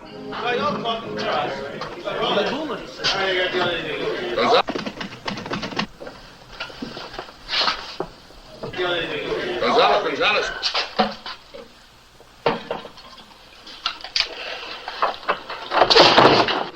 Why did you come back here? Mi jefe, he wanna see you. And I warn you, leave lugar. Maybe another time you're not so lucky. I had a feeling it was you. It was. Next time, do not miss, because I will not. That is a promise, senor. Send for me. See, to join the fiesta. Fiesta for what? For you. You have saved my life. How is the shoulder? Bien, hermano. Maybe you would like to have Lupe take care of it better, huh? Le duele mucho. Está bien, está bien. I want to talk to you. Alone. Oh, you sound like serious business. It could be profitable business. I like that kind of business.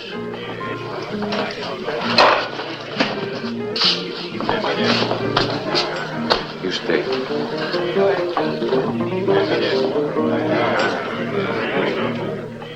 How would you like to make $2,000 or $3,000 in gold with no shooting?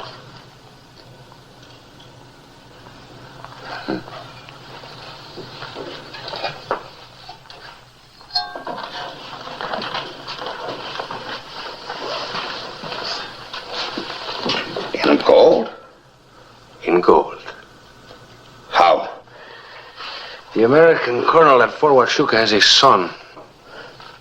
And he loves him very much. And almost every day the son goes riding. With many soldiers guarding him. Alone. How do you know this? It is our business to know these things. You know about horses to steal. I know about people to steal. You are one interesting amigo. We could take a note to the colonel and be back with his son in 2 days. I like your business plan for stealing people. The morning of August 8, 1882. Sancho's horse is not there. We were not planning on taking him with us anyway. I know, but this is the first time I ride without him. Come on, you don't need him.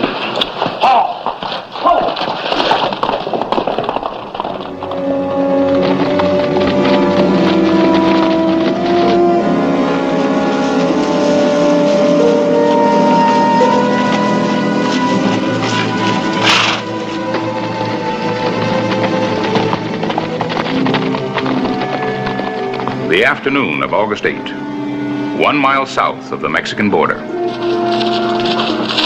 I think we rest here a while.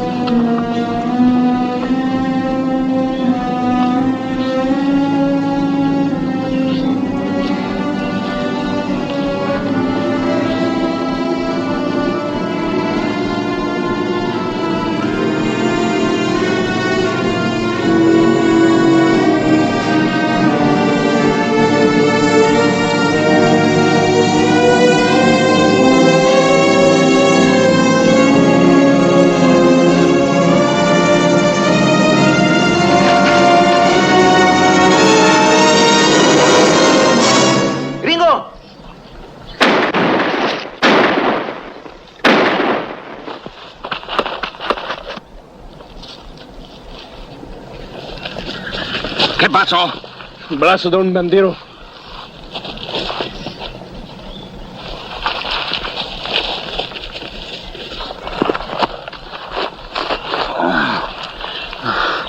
No es mexicano. Es un gringo. Sancho, mi muchacho.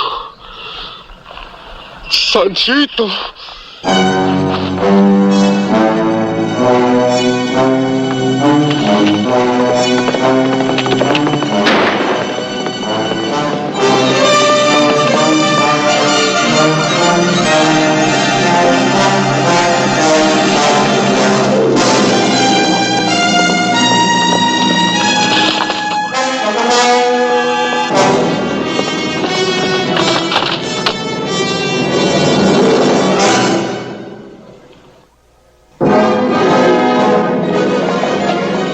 North of the border, Amigo was once again Sheriff Clay Hollister.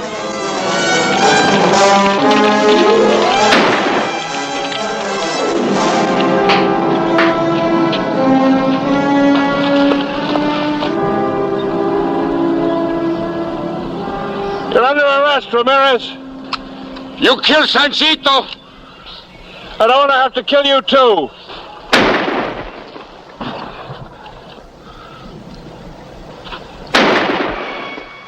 Amigo Sheriff, we settle nothing this way. If you want to arrest me, you are going to have to shoot me. Are you going to shoot me from behind the tree?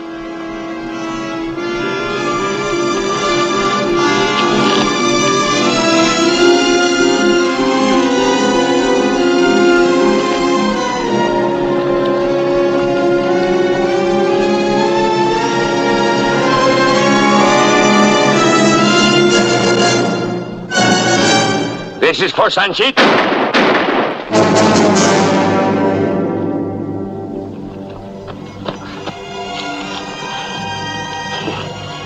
Go ahead, gringo, shoot.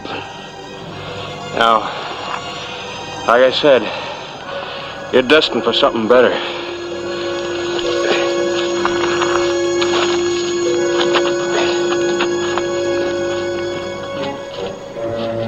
Augustine Ramirez was destined for something better. Tried and convicted, he was hanged on August 15, 1882.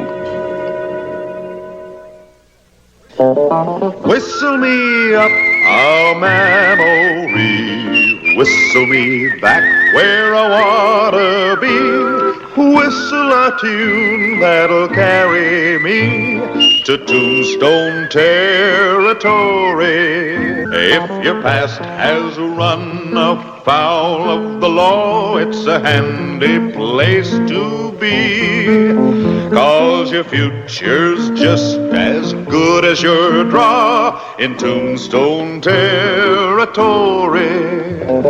Whistle me up a memory, whistle me back where I wanna be.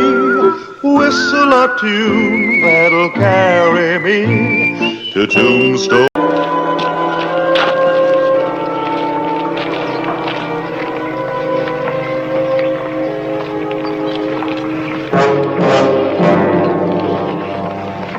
I'll take your luggage down myself. I'll be down there just as soon as I can. Thank you.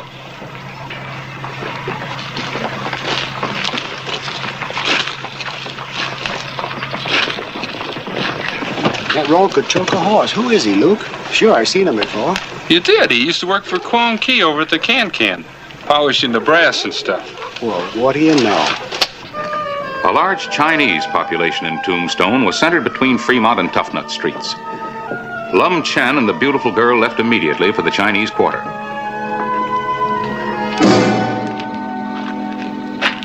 He flaunts his theft in my face. An actual account from the pages of my newspaper, the Tombstone Epitaph. This is the way it happened, in the town too tough to die.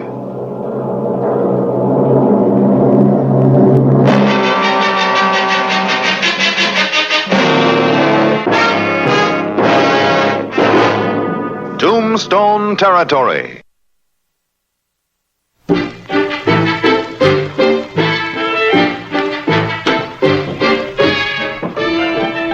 afternoon of April 28, 1889, Clay Hollister took a routine swing through Tombstone's Chinese Quarter, a separate and distinct town within a town.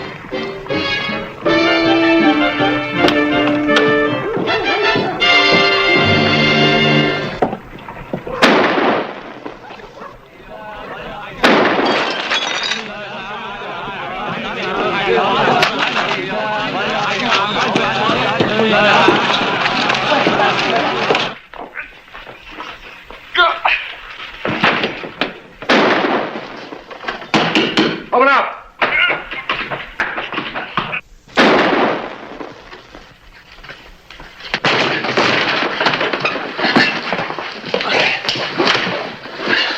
Kwong. What's going on here? Is this yours?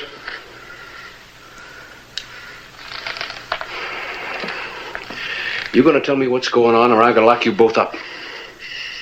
Well, I'm waiting for an answer. The gun went off accidentally. 4 times? It's not a very good weapon. Oh. All right, that's the way you want it. You're both under arrest. Get moving.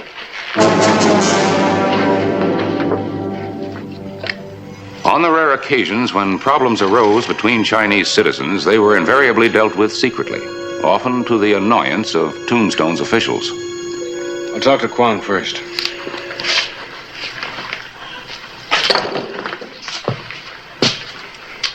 You ready to tell me all about it? It is a matter of no concern to any but ourselves, Mr. Hollister. A private matter. When men try to kill each other, it ceases being a private matter.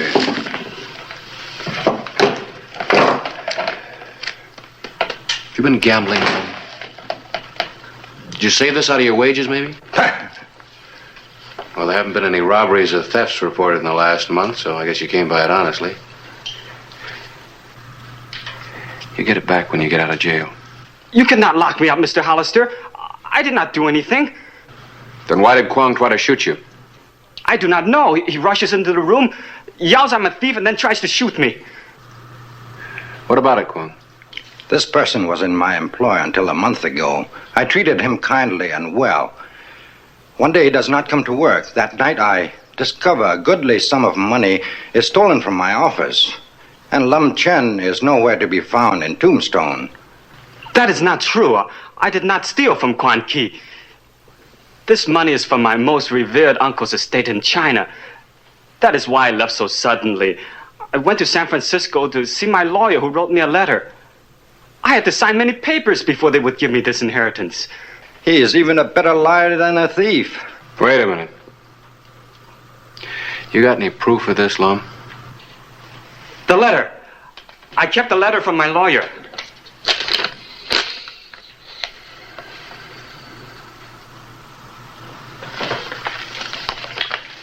Looks like you owe Lum Chen an apology. This humble fool begs Lum Chen to forgive him for actions and words more suited to a braying beast. If this stupid one, that is myself, would have told the honor Quan Ki of his good fortunes, then Quan Ki would not have thought so badly of him.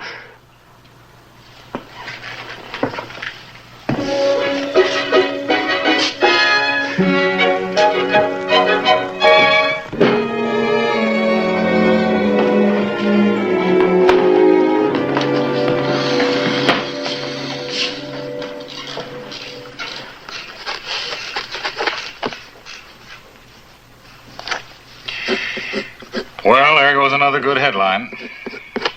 Shooting in the Chinese Quarter. Kwong Ki, well-known proprietor of the Can restaurant, shot his former employee, Lum Chen. Guess you're just gonna have to be satisfied with the robbery in Kwong Ki's office. Oh, that'll make a fine headline. A month-old robbery. Oh, well. Oh, but don't print it yet, Harris. I'm working on something. Any leads? I've been trying to find Lum Chen. He might have some information. The inscrutable Oriental. Well, you'll have to admit they give the law less trouble than any other comparable area in Tombstone. True. Still, I got a job to do. I was down at Mary's boarding house. Lum wasn't there, neither was a girl. Well, he's probably taking her out for a moonlight carriage ride. East or west, a woman's a woman. Nothing like romance. They thrive on it. I wouldn't know.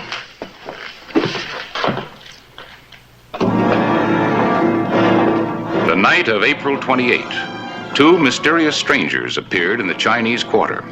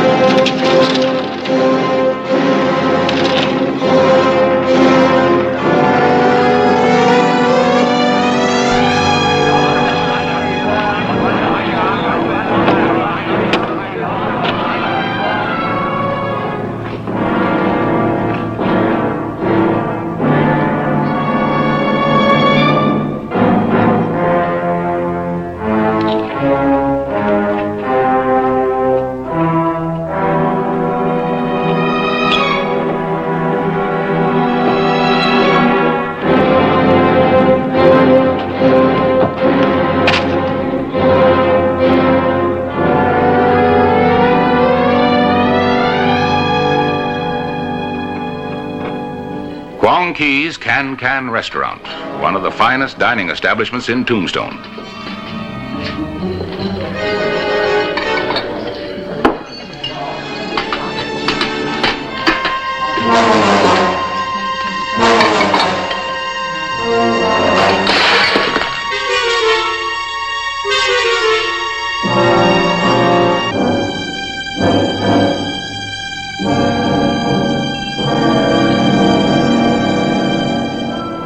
Sheriff Clay Hollister pressed his search for Lum Chen. He was puzzled by the scarcity of people on the streets.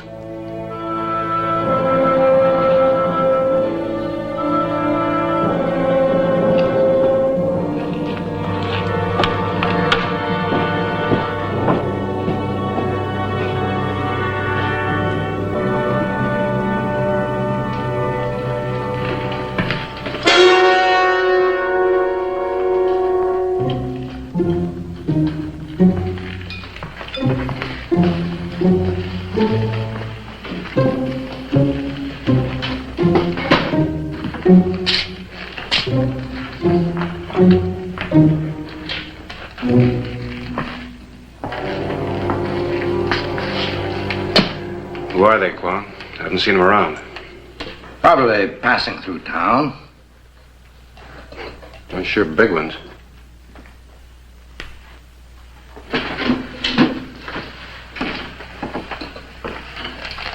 What's wrong?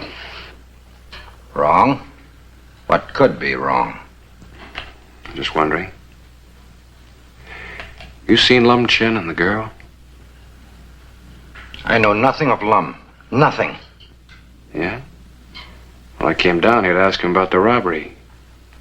Your money. I'm sorry. I'm very busy. You will excuse me.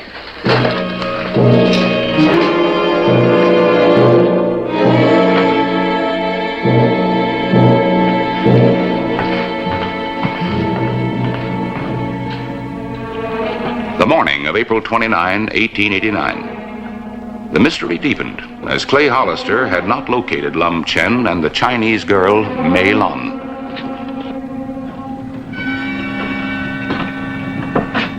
$10 on a Saturday morning. Usually you have to fight your way through the crowds down here on a Saturday. And the whole quarter's the same. Hasn't been a man, woman, or child on the street since last night. Maybe some kind of a religious holiday. No. Now something's got everybody afraid to move, Harris. You can almost smell fear.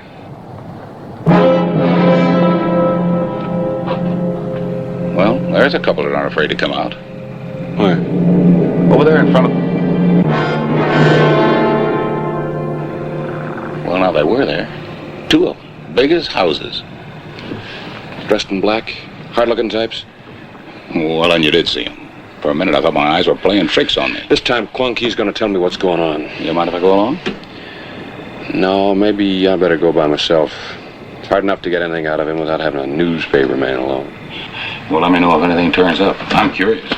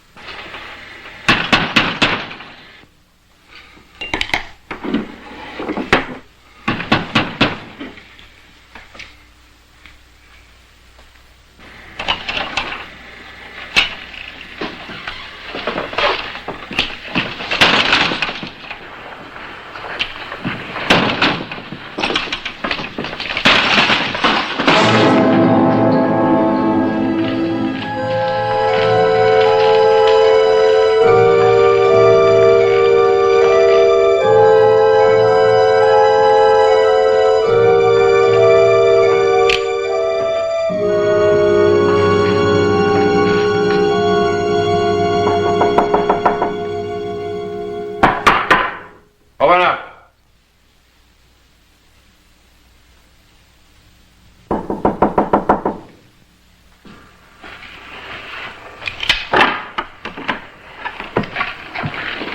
I'm glad to see you, Sheriff.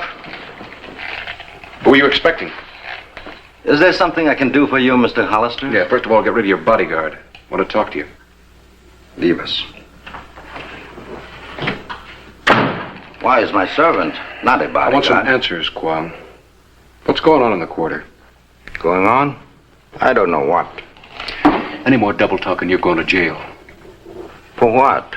I have committed no crime. Disturbing the peace. Discharging a firearm within the town limits. Attempted murder on the person of one Lum Chen. Giving false information to an officer of the law. But why? I made my apologies to Lum Chen. He will not press charges against me. Well, if he doesn't, I will. You would do this to me? For no reason? About 30 seconds, unless you tell me what's going on. There's nothing to tell.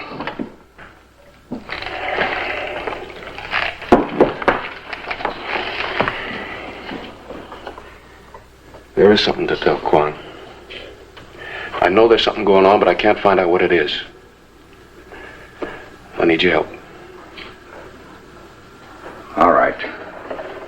I will tell you all I can. Hatchet men of the Society arrived last night. The Society? An organization of murder. The two men you saw last night, the big ones. To you, they're just two more Chinese. To us, they are messengers of death.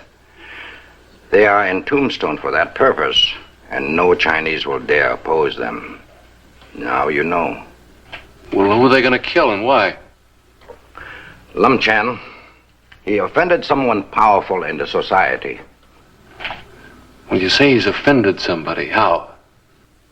The girl was sent from China to be the bride of a very important man in San Francisco. The boat arrived early, and Chen met the girl before her escort arrived. It was, as your people say, love at first sight. It was foolish of them. They will die. Do you know where Lum and the girl are now? No, they have fled. What about the Tong men? No. Well, thanks for the information. What are you going to do? We'll go back to the boarding house.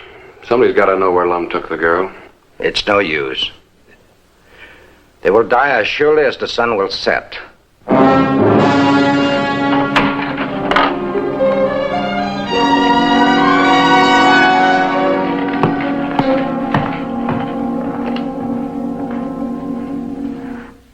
I do not lie, Sheriff. Mr. Lum Chen and his lady left with no word of where they were going. I would surely tell you if I knew where they were. Has anybody else been here asking questions about him? I don't understand. Well, it's simple enough. Has anybody been here asking questions about Lum and the girl? Oh, no. You are the first to seek them. I will tell you if others come. Yeah.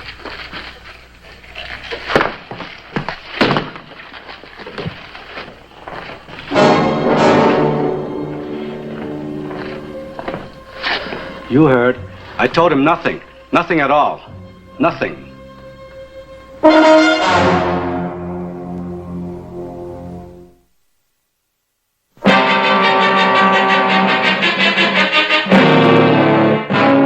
April 30, 1889. The Chinese quarter was still closed. The streets empty.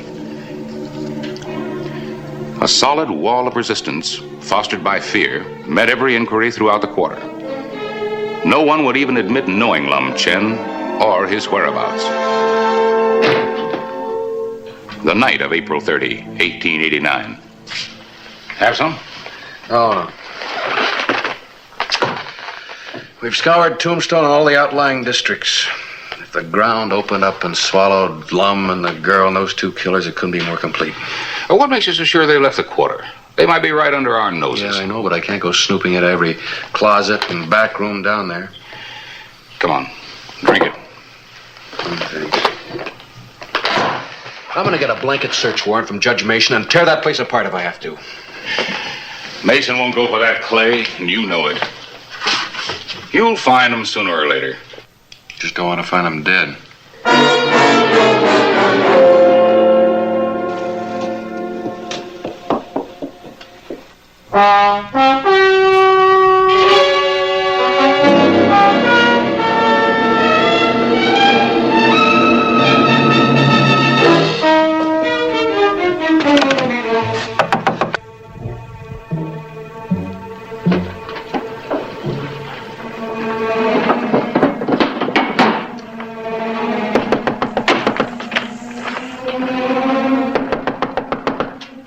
Who's there? It is I, Lum Chen. You must help us. Go away. I cannot let you in. We have nowhere to turn. You must help us. Is this the one who but yesterday asked my forgiveness for wronging me? The one who spoke words of friendship and apology? It cannot be. The honored person I speak of is a man of men who does not give words of friendship and then turn away in fear. Come, Mylin. It seems a cowardly jackal has taken the home of my friend. Come in, quickly.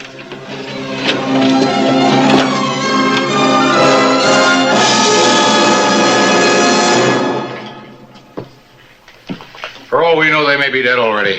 The killer's on their way back to San Francisco. Oh, I don't think so. What time is it, Harris? 20 after 3. You look tired. You better get some sleep. I'm all right. How can you help people who won't help themselves? Well, I guess it's not easy to break with 3,000 or 4,000 years of custom and tradition. There's gonna be a murder down there, and I don't know where to look. Well, I've got a paper to put to bed. I'll check with you the first thing in the morning. This scarf belongs to the girl. I saw it on her when Lum Chen brought her to the quarter. I have always been a friend of the society. I wanted to help you. A small reward would make this humble one largely happy. Surely the society rewards those who help. A small reward?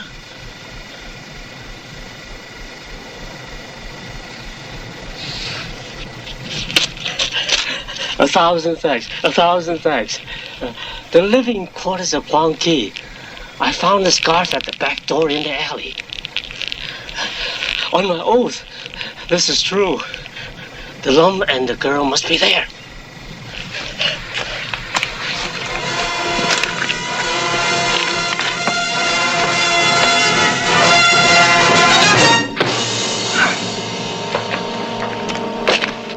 We must find a way to spirit them away quickly.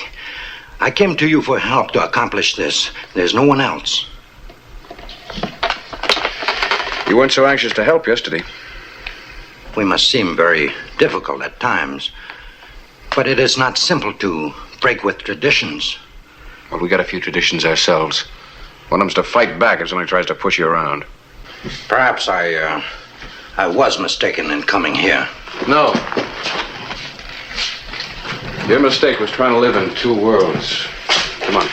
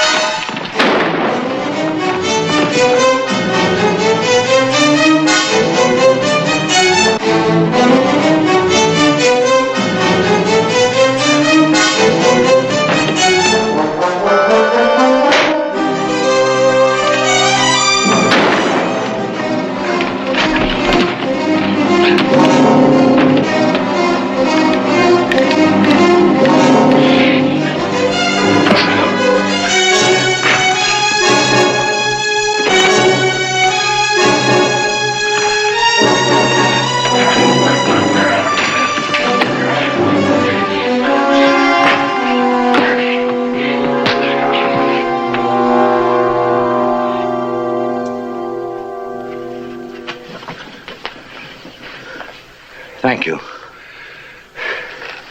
That's all right.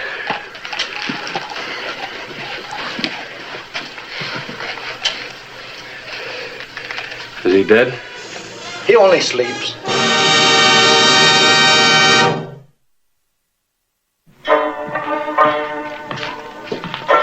Oh, hello, Mr. Hollister. Lum? Lum?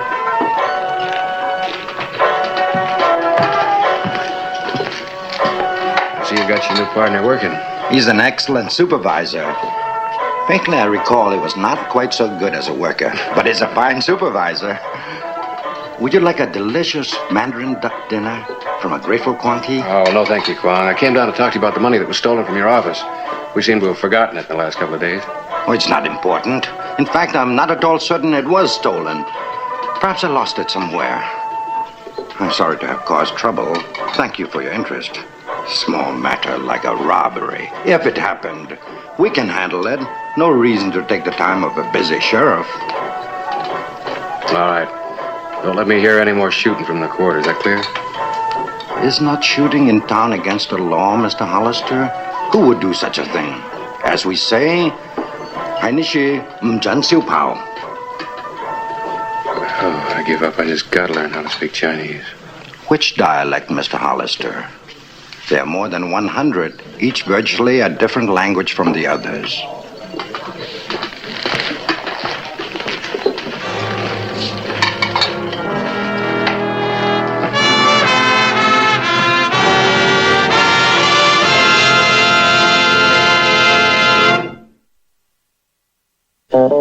Whistle me up a memory, whistle me back where I wanna be, whistle a tune that'll carry me to Tombstone territory.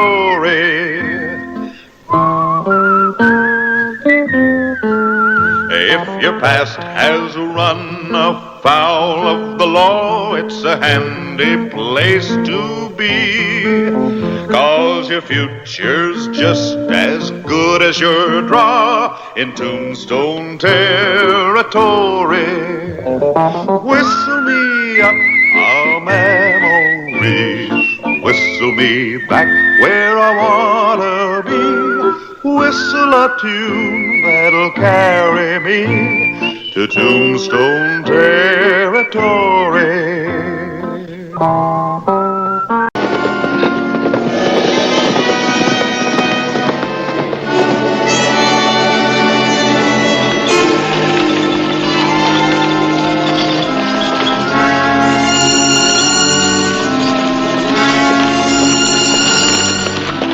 "1 p.m.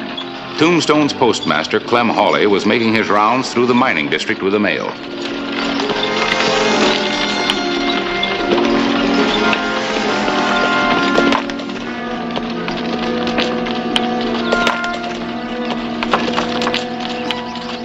Ben Burnett.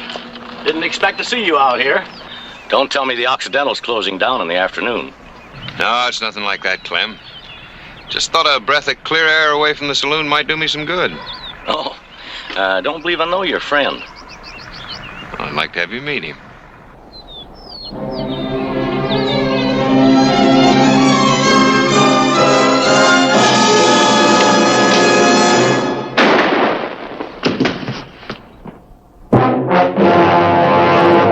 An actual account from the pages of my newspaper, the Tombstone Epitaph.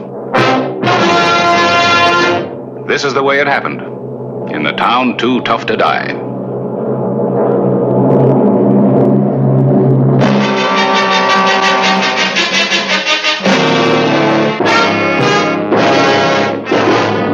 Tombstone Territory.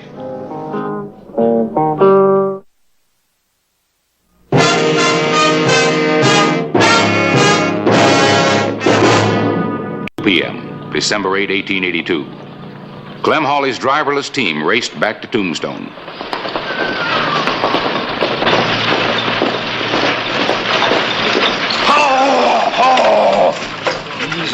Easy, baby. Clem Hawley's team. Wonder what happened to him.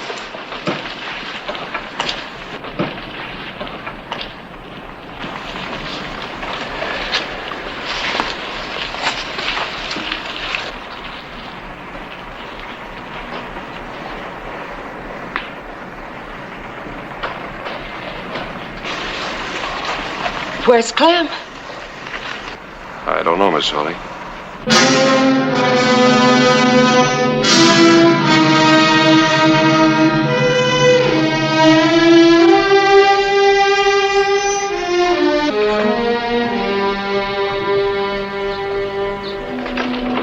Clay Hollister and his deputy rode out to backtrack the postmaster's route. Ella Hawley insisted on driving the buckboard. Tombstone's Dr. Cunningham completed the group.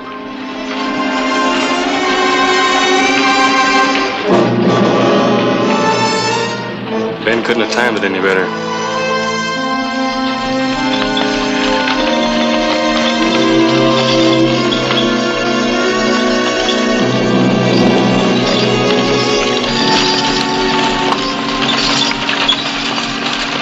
Yourself, Alan. Clem probably stepped out of the wagon for a second and the team bolted. That doesn't explain the blood on the seat.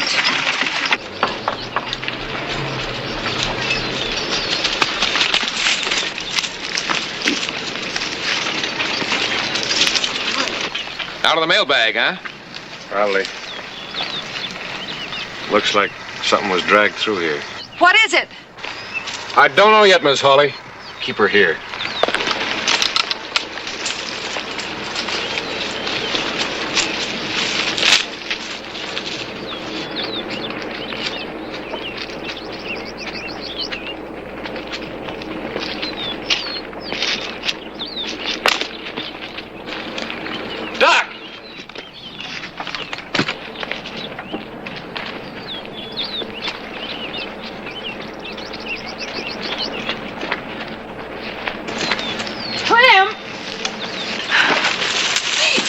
Is he going to be all right, Doctor? Ella, go back to the wagon.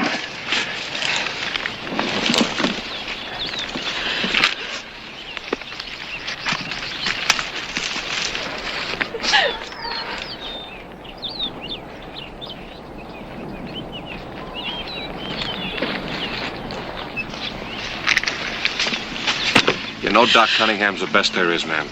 Of course. Maybe I could lend a He hand. knows what he's doing. Maybe I Jim's could... there if he needs any help. Now, do you know of anybody who might have held a grudge against Clem? Oh, not even in Tombstone. Being postmaster just sort of kept him in the middle.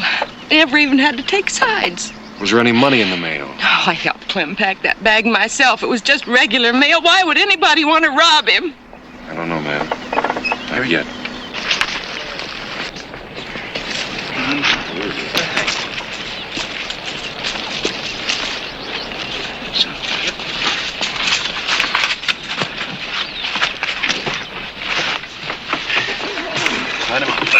Up to me. Is he going to be all right, Doc? I don't know. I got a dig for the bullet. Hey, touch it.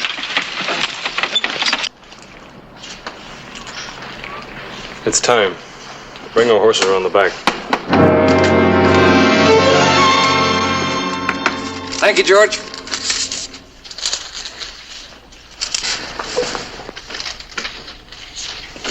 Don't move and don't turn around. Keep your hands down. Act natural. And don't get any ideas. Where's the mine payroll? The one that's ready to go on the stage. Don't turn around. Now, where's that payroll? It's in the safe. You've got just 5 seconds to open it.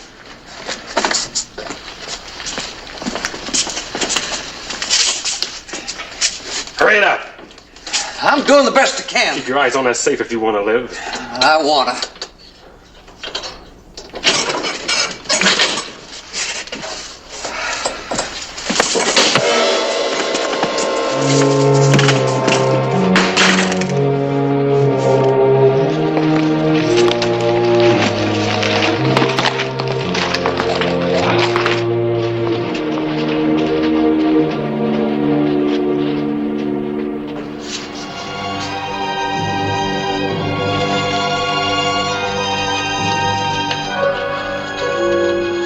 Staying in town, Pat. Don't be down. Be less suspicious like Ben says. Out and look if we pull out the same day the payroll gets taken. Hold up! Hold up! The payroll money! He got the payroll. He came and hit me on the head. I'm getting out. Take it easy. Everything natural. I'm all right, but get after him. Somebody... What happened? The payroll money. $15,000. Take care of him. I'll go get Hollister, all right? 2:30 p.m., December 8th. Tombstone was having a busy day. I rode toward the mining district to get Sheriff Hollister. Sheriff! Clay, there's been a holdup at the stage depot. What? Yeah, the mine payroll, $15,000, about an hour after you left.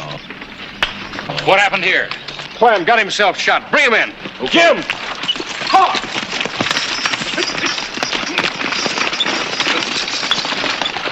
I don't know, Mr. Hollister. Never saw his face. Wouldn't let me turn around. He saw to that. Afraid you might recognize him. Means he could be local. You say he came in the back way? Yep, and there was the 15,000. All wrapped up and waiting for him. And it's the first time I haven't been with you till the stage came. That's right. Let's check outside. Had to be somebody in town, huh? Yeah, it looks that way. Whoever shot Clem Hawley was in on this too, I think.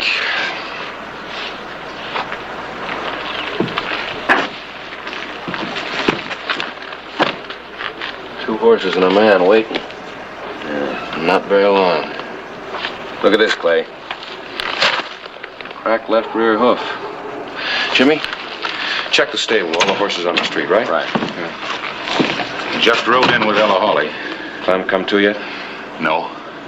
Harris, I don't think Clem was robbed at all. I think it was just a scheme to pull us out of town, using the old man as bait. Pretty grim business, shooting a man in cold blood. Yeah. Let's go see if we can give the doctor a hand. Clem's got to identify who shot him. How is he, Doc? It's hard to say. I got the bullet at 45. But he's hemorrhaged a lot. He's still in a coma. He's an old man, Clay. He may never come around.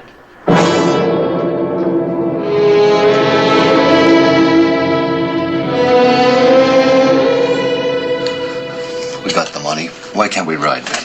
You'll ride when I say so. A few days, it won't make any difference if the three of you push on. We'll split the money then, too. The old man might talk, Ben. Then what'll happen to you two? I'm going to forget you tried to divide us, Rig. Didn't mean it that way, Ben. We're all in this together. It's just that we're all new to this thing, that's all. I know that. You might have a point, Ben. Maybe the old man will talk. Then why didn't you kill him? A little nervous, I guess. Never done nothing like that before. Unarmed old man.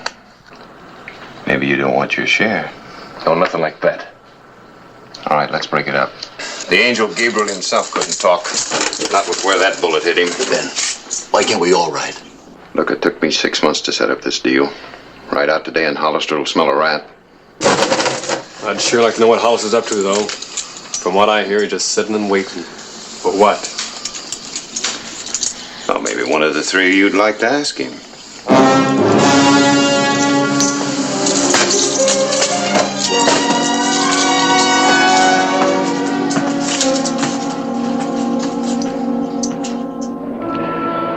Clay's deputy methodically checked Tombstone's corrals and livery stables.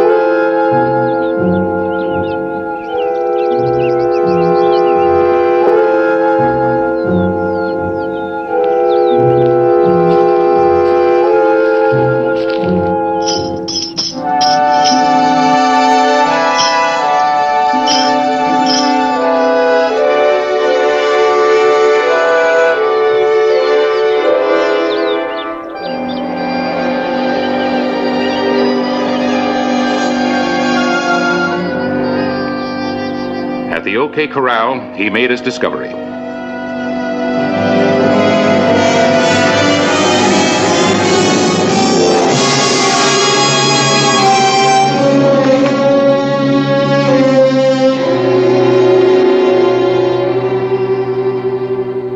know how you feel about Clem, Sheriff. We all do, but you're sitting around here and getting the payroll back. What should I be doing, Ed? Leading a posse? It'll be better than you're sitting around here. Where do I pick up the trail? You gonna tell me? Well, sorry, Clay. I didn't mean to be telling you your business. It's all right. Clay, found the horse with the broken shoe. Where? Down at the OK Corral. Belongs to Rig Quaid. You remember him. Drifted into town a couple of months ago. Hangs out at the Occidental. Harris, do me a favor. Go down and stay with Clem. Let me know as soon as he can talk. Okay. But waiting pays off sometimes.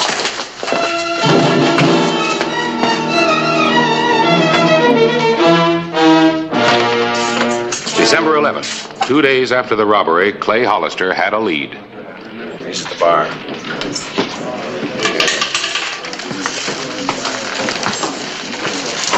Greg, I want to talk to you.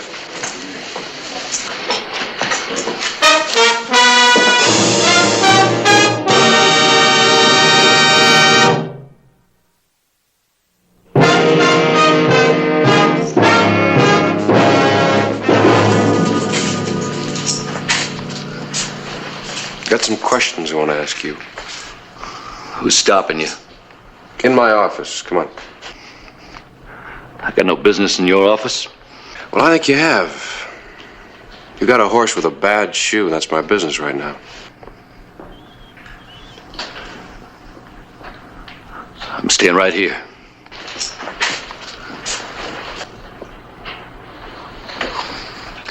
One way or another, you're going.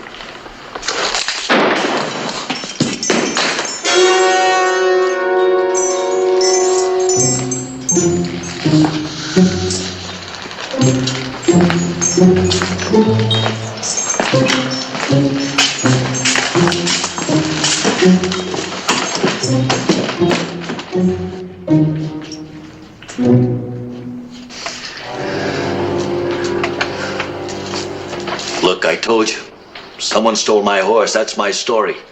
You've got no right to hold me. You've made no charge. Making a big mistake, Rick. I know the robbery down at the depot is tied in with Clem's shooting. If he dies, the charge will be murder. Now what's your story? I was at the Occidental. I came out. My horse was gone. Someone stole it. And when'd you go to the depot? What are you trying to do to me? I wasn't anywhere near the depot. I was over at the Occidental with Pat having it. Pat who?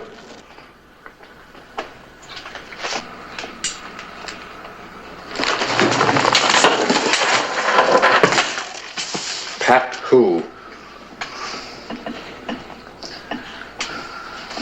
I'm through talking, Sheriff. All right, Jimmy, let him.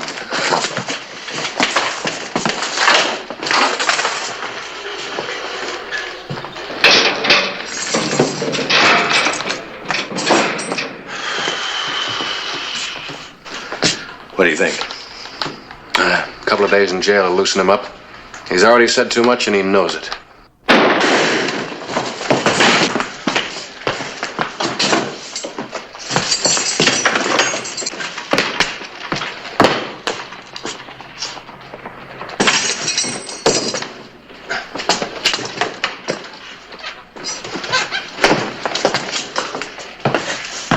How is he? You got a plumb center, Clay. Anything out there? Nothing. Clem's just got to talk. That's all we really got. That and somebody named Pat.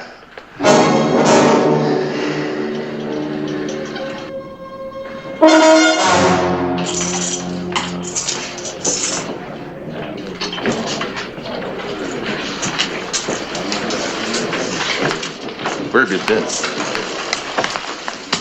Picking up some insurance. Rig?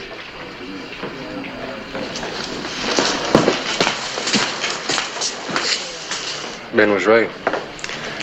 Rig would have talked. That makes it 5,000 apiece now. Unless the old man pulls through.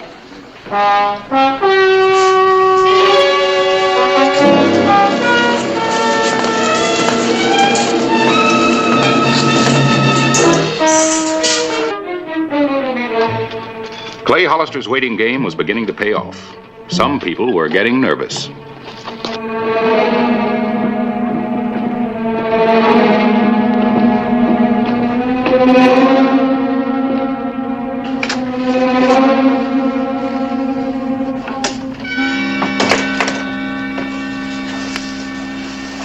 Hi, Doc. Oh, Clem. The whole town's asking about old Clem. How is he? Touch and go. Oh, that's too bad. Clem won't talk again, I hear. Too early to say. I see. Well, I'll let his friends know how he's doing. See you, Doc. Sure. Bye, Pat. Thanks, Doc. Yes, Clay?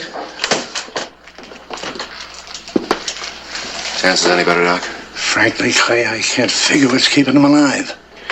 Hasn't said a word. Nothing. Hasn't opened his eyes. Just hanging on the brink all day. Doc. Oh, another crisis. One of many. Clem's as tough as an old crow. Listen, Doc, I better come back later. I want to talk to Mrs. Hawley when she's feeling up to it. Okay.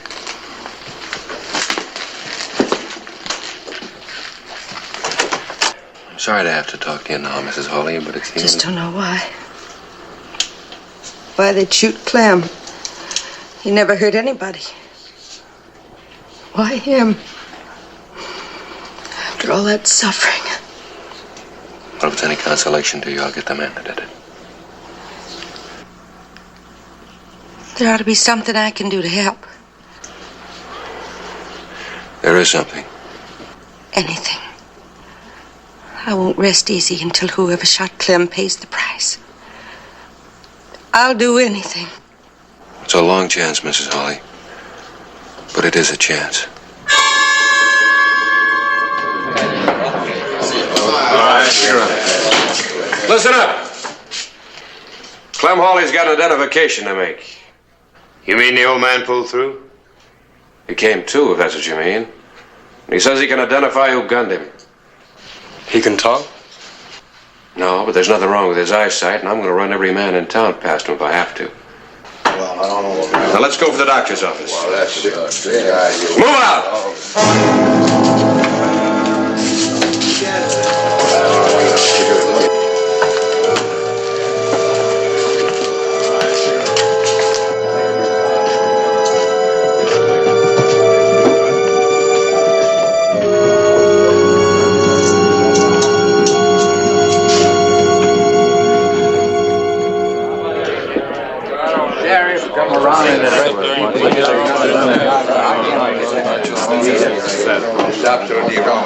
All right, quiet down. You're all going to stand in that doorway one at a time, see what Clem has to say about you. Then you can go. Miss Hawley, will you just lift Clem up a little bit so he can see better?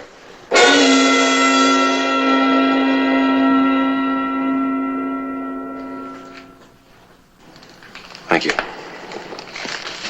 All right, you, give me your gun. You! Now step into the doorway.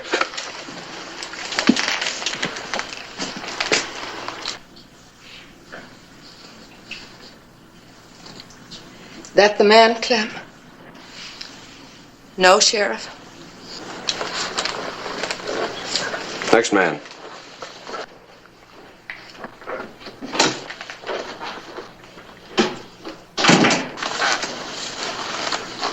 Step right in.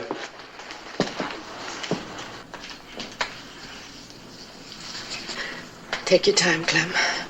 You think about it. Is that the man? No, Sheriff. Next man. You. Take a careful look at this one, Clem. Careful.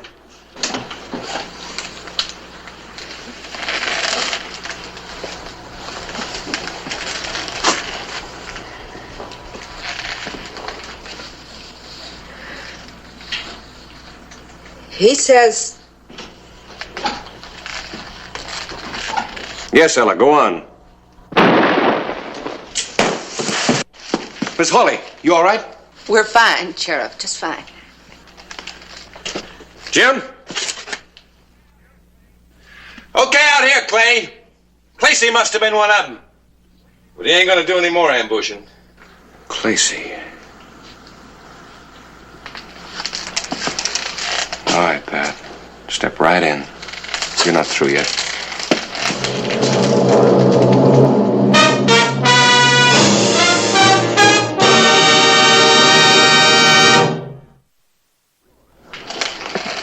Tip your hat back a little so I can look at you better.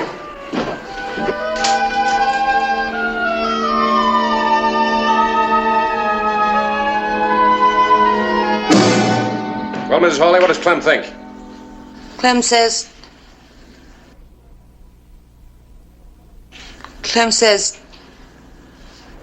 that could be the man. She don't know what she's talking about. I wasn't even there. Clem says that could be the man. She's crazy. He had case to shoot the old man. Shut up! I didn't do no shooting. I was at the depot. You fool are just guessing. All right, Jimmy. Take our boy here over to the office where he can keep on talking. Get...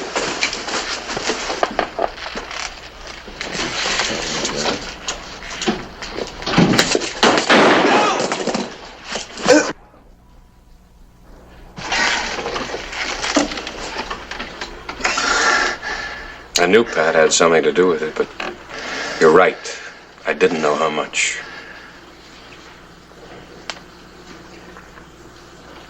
Thanks, Mrs. Hawley. Clem would have expected it of me. Would have.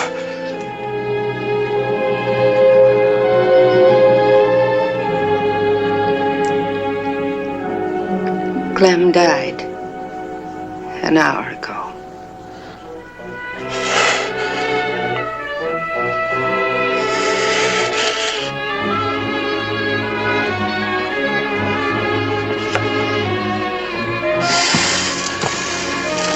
Let's go. Go on. Run over here and I'll fix you up. That's the way it happened.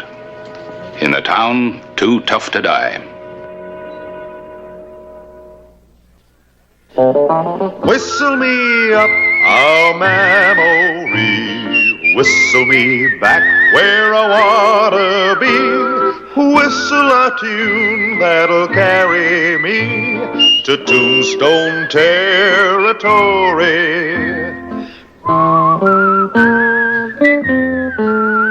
If your past has run afoul of the law, it's a handy place to be, 'cause your future's just as good as your draw in Tombstone territory. Whistle me up a memory, whistle me back where I wanna be, whistle a tune that'll carry me to Tombstone territory. আপনি এখান থেকে চলে যান। লালি, তুমি না আমারে বলছিলে আমারে না পাইলে তুমি ব্রেক দিয়ে আমার নাম লিখে হাত কাটবা। আজকে তোমারে না পাইলে আমি হাত কাটবো, তোমার নাম লিখবো হাতে এনে। আরে পাগল নাকি? কি করবা লাগছে?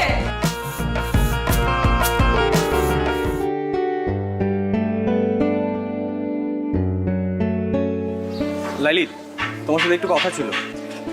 আপনার সাথে কোনো কথা বলবেন না। Hi Laily. Laily please 1 minute. আপনি বুঝতেছেন না কেন ভাইয়া? বলছি না ও কথা বলবে না। 2 দিন পর ওর বিয়ে, ওর মতো থাকতে দেন। লাইলি, আমার ভুল হয়েছে, আমি আমার ভুল বুঝতে পারছি। দেখো গত কয়েকদিন ধরে আমি কিচ্ছু করতে পারছি না, না পারতেছি ঘুমাইতে, না পারতেছি কিছু করতে। আমি তোমার সাথে অনেকবার দেখা করতে চাইছি, আমি পারি নাই, আমাকে দেখা করতে দেয়া হয় নাই। আমি তোমাকে ভালোবাসি লাইলি। আপনি হাঁচে আমার ভালোবাসেন? নিজের থেকেও বেশি। তাহলে আমি যা কমু তা শুনবেন? অবশ্যই। কি করতে হবে বলো? আপনি আমার পিছন পিছন ঘোরা বন্ধ করে দিবেন। লাইলি, কি বলতেছে এসব? আপনি তো আমারে কইছেন আমি আমার ইজ্জত খোয়াইছি, লগে আমার পরিবারের ইজ্জতও খোয়াইছি। আমার আব্বাই ছেলে পক্ষের কথা দিয়ে দিচ্ছে। আব্বারে তো আর ছোট করুন না, নিজেরে যথেষ্ট ছোট করছি। আব্বার ইজ্জতে কোনো দাগ দেব না।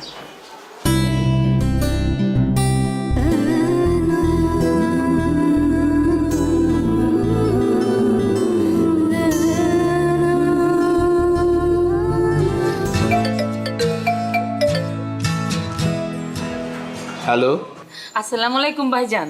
ওয়ালাইকুম আসসালাম। আমি নীলের আম্মা কইতাছি। আপা আমি জানি আপনি কি কইবেন, আমার কিছু করার নাই। আমি লাইলিরে জিগাইয়া সবকিছু ঠিক করছি। ভাইজান কইতেছিলাম কি, আপনি লাইলির বাবা, দিন শেষে আপনার মেয়ে সুখটা আপনার কাছে বড়। কিন্তু ভাইজান লাইলি আমার পোলাটারে ভালোবাসে, আমার পোলাটাও লাইলিরে ভালোবাসে। কিন্তু আপনি যদি লাইলির অন্যখানে বিয়া শাদী দিয়ে দেন তাইলে তো ওরা কেউই সুখী হইব না। আপা আপনি কি আমারে বাংলা সিনেমা চৌধুরী সাহেব মনে করছেন? হাত পা বাইন্দা আমি আমার মায়ের বিয়া দিতেছি? আমি যা কিছু করছি ওরে জিগাই করছি।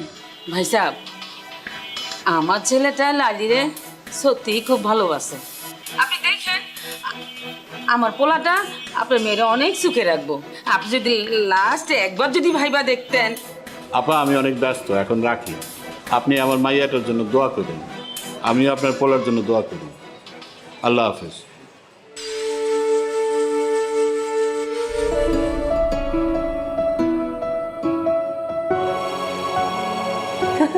দেখ লাইলির আজ কি সুন্দর লাগতেছে। হ্যাঁ বহুত সুন্দর লাগতেছে।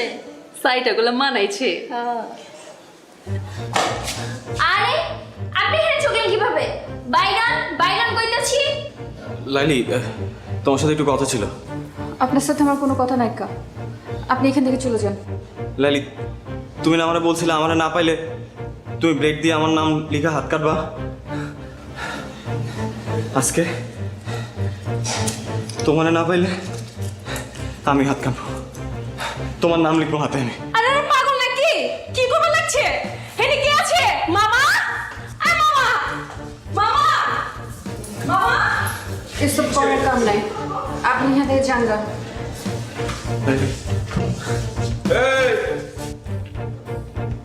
এই চাংরাফলা, এত ড্রামা শুরু করছো কে? পুলিশ ডাকো। আপনি যারে খুশি তারে ডাকেন মামা, আমি লাইলের সাথে বাঁচবো না। তখন তো খুব কইছিলা লাইলি একটা নাটক বাজ, ওই খালি নাটক করে বেড়ায়। হ্যাঁ, ওর লগে মজা লওয়া যায়, ওর লগে প্রেম করা যায় না, আর বিয়া করুম না। আরে এখন কইতাছো ওরা ছাড়া আমি বাঁচুম না? না, হ্যাঁ, এসব নাটক বন্ধ করো। বিশ্বাস করেন আমি কোনো মজা নিতে আসি নাই। আমি সত্যি সত্যি লাইলি তোমার নাম লিখবো এবং ব্লেড দিয়ে না সত্যি রক্ত জলের নাম লিখবো। লাইলে তুই রাজি হয়ে যা, না ছেলেটা এরকম পাগলামি করতেছে, আপনার কাইটা লাইব।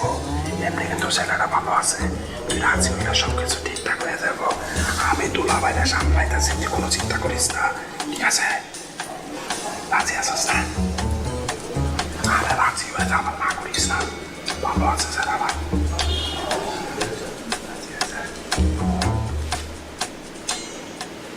লাইলি আমি দিলাম কিন্তু, দিলাম কিন্তু।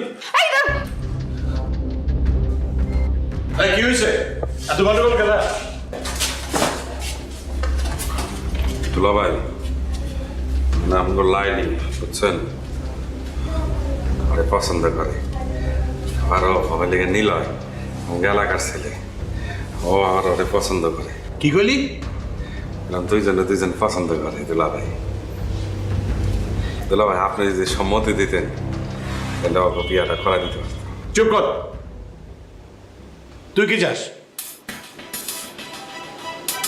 ও বুঝছি। দুলাভাই আপনি রাজি হয়ে যান, সমস্যা নাই। বুঝেন না কেন দুজন তো দুজন পছন্দ করে, বুঝছেন না? যদি বাইরে যায় তাহলে তো আমার সমস্যা, মহল্লায় চেহারা দেবো কেমনে? আপনি রাজি হয়ে যান, আপনি আমি ওইদিকে সামলান, আমি ওইদিকে ওখানে দেখতেছি। বাবাই আপনি চালান চালান। আচ্ছা আরে যান তাড়াতাড়ি, এত চিন্তা করেন না তো।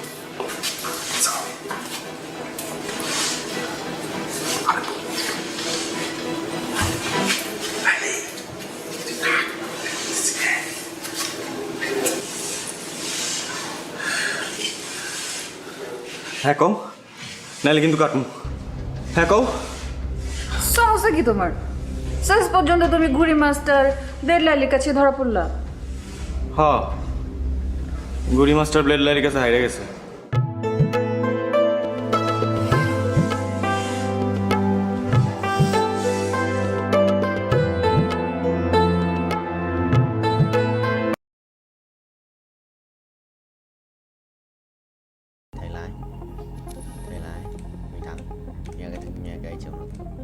trắng.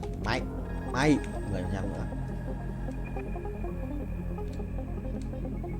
Mày ngã.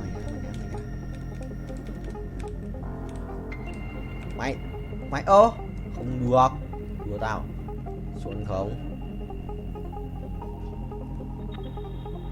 Xuống 77 ơi, hiểu được rồi. Chọn nhớ vậy.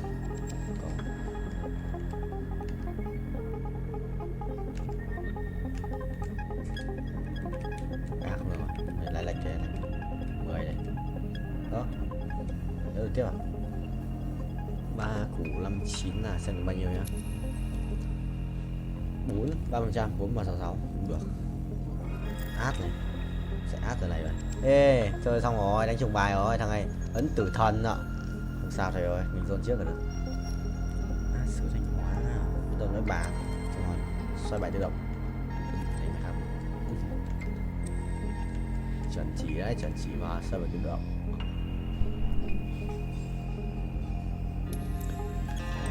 Go. Bình chi linh gọi thầy ơi. Nhót không? Nhót, đét. Cho tao. Ngao vậy. Vẫn đang mày, anh vẫn đang nhảy. Thắng mà. Let me show you darkness. Sai đều. Thầy lái vô á, sao? Captain Vietnamese. Captain Việt Nam. Máy. Capture. Chuẩn không vậy bạn ơi? Chuẩn. 2 lần này. 2 lần.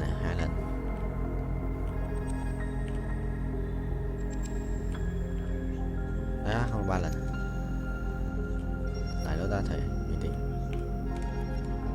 3 lần này. 3 lần, 1 lần là 4 này. 5 lần này. 5 lần. 6 lần. 6 lần. Được 6 lần. 5 lần. Rồi 5. Chuẩn đi. Ngoan. Còn một cái cung xanh nữa. Đây đi.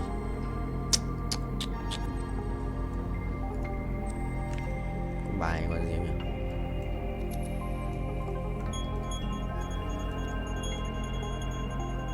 Có bài là yêu đét. Long Vương à? Yêu đét xong còn nhiều máu đấy. Xuân vợ thầy chưa chạm đất 49 rồi. Xong lần này là quay một vòng rồi mình. Tại không মন্টুর বাসা ফাঁকা, খালি বাসা, পুরা খালি, খাওয়া দাওয়া নাই, তুমি আর আমি, শুধু তুমি আর আমি একা একা। কত বড় সাহস তোর, হ্যাঁ? তুই সাহস পাইলি কিভাবে আমার নিয়ে খালি বাসায় যাবি? বাসায় আমার কথা বলো, বিয়ের কথা বলো, সিরিয়াস হও। তুমি তো জানো আমার বাসার অবস্থা কি। এমন ভাই যেন পৃথিবীতে কারো ফ্যামিলি যেন না জন্মায়। মানে ওর জন্য আমি কিছুই হচ্ছে না। ও ফেল করে আর বিয়েটা হচ্ছে না, ফেল করতেছে আর হচ্ছে বিয়ে পিছাইতেছে। কিন্তু আমার লাইফটা কোথায় যাইতেছে সেটা তো কেউ চিন্তা করতেছে না। ও তো সেই ব্যাপারে কোনো টেনশনই নাই। আমি যে তোমাকে কত ভালোবাসি এটা কি ওকে আমি বলতে বুঝাইতে পারতেছি বলো? হ্যাঁ, আরে কি হয়েছে? না, আমি আর বসে থাকতে পারবো না। এতক্ষণ ধরে রিকশায় বসে থেকে আমার ব্যাক পেন করতেছে। কোথায় দেখি? দেখতে হবে না, আমি আর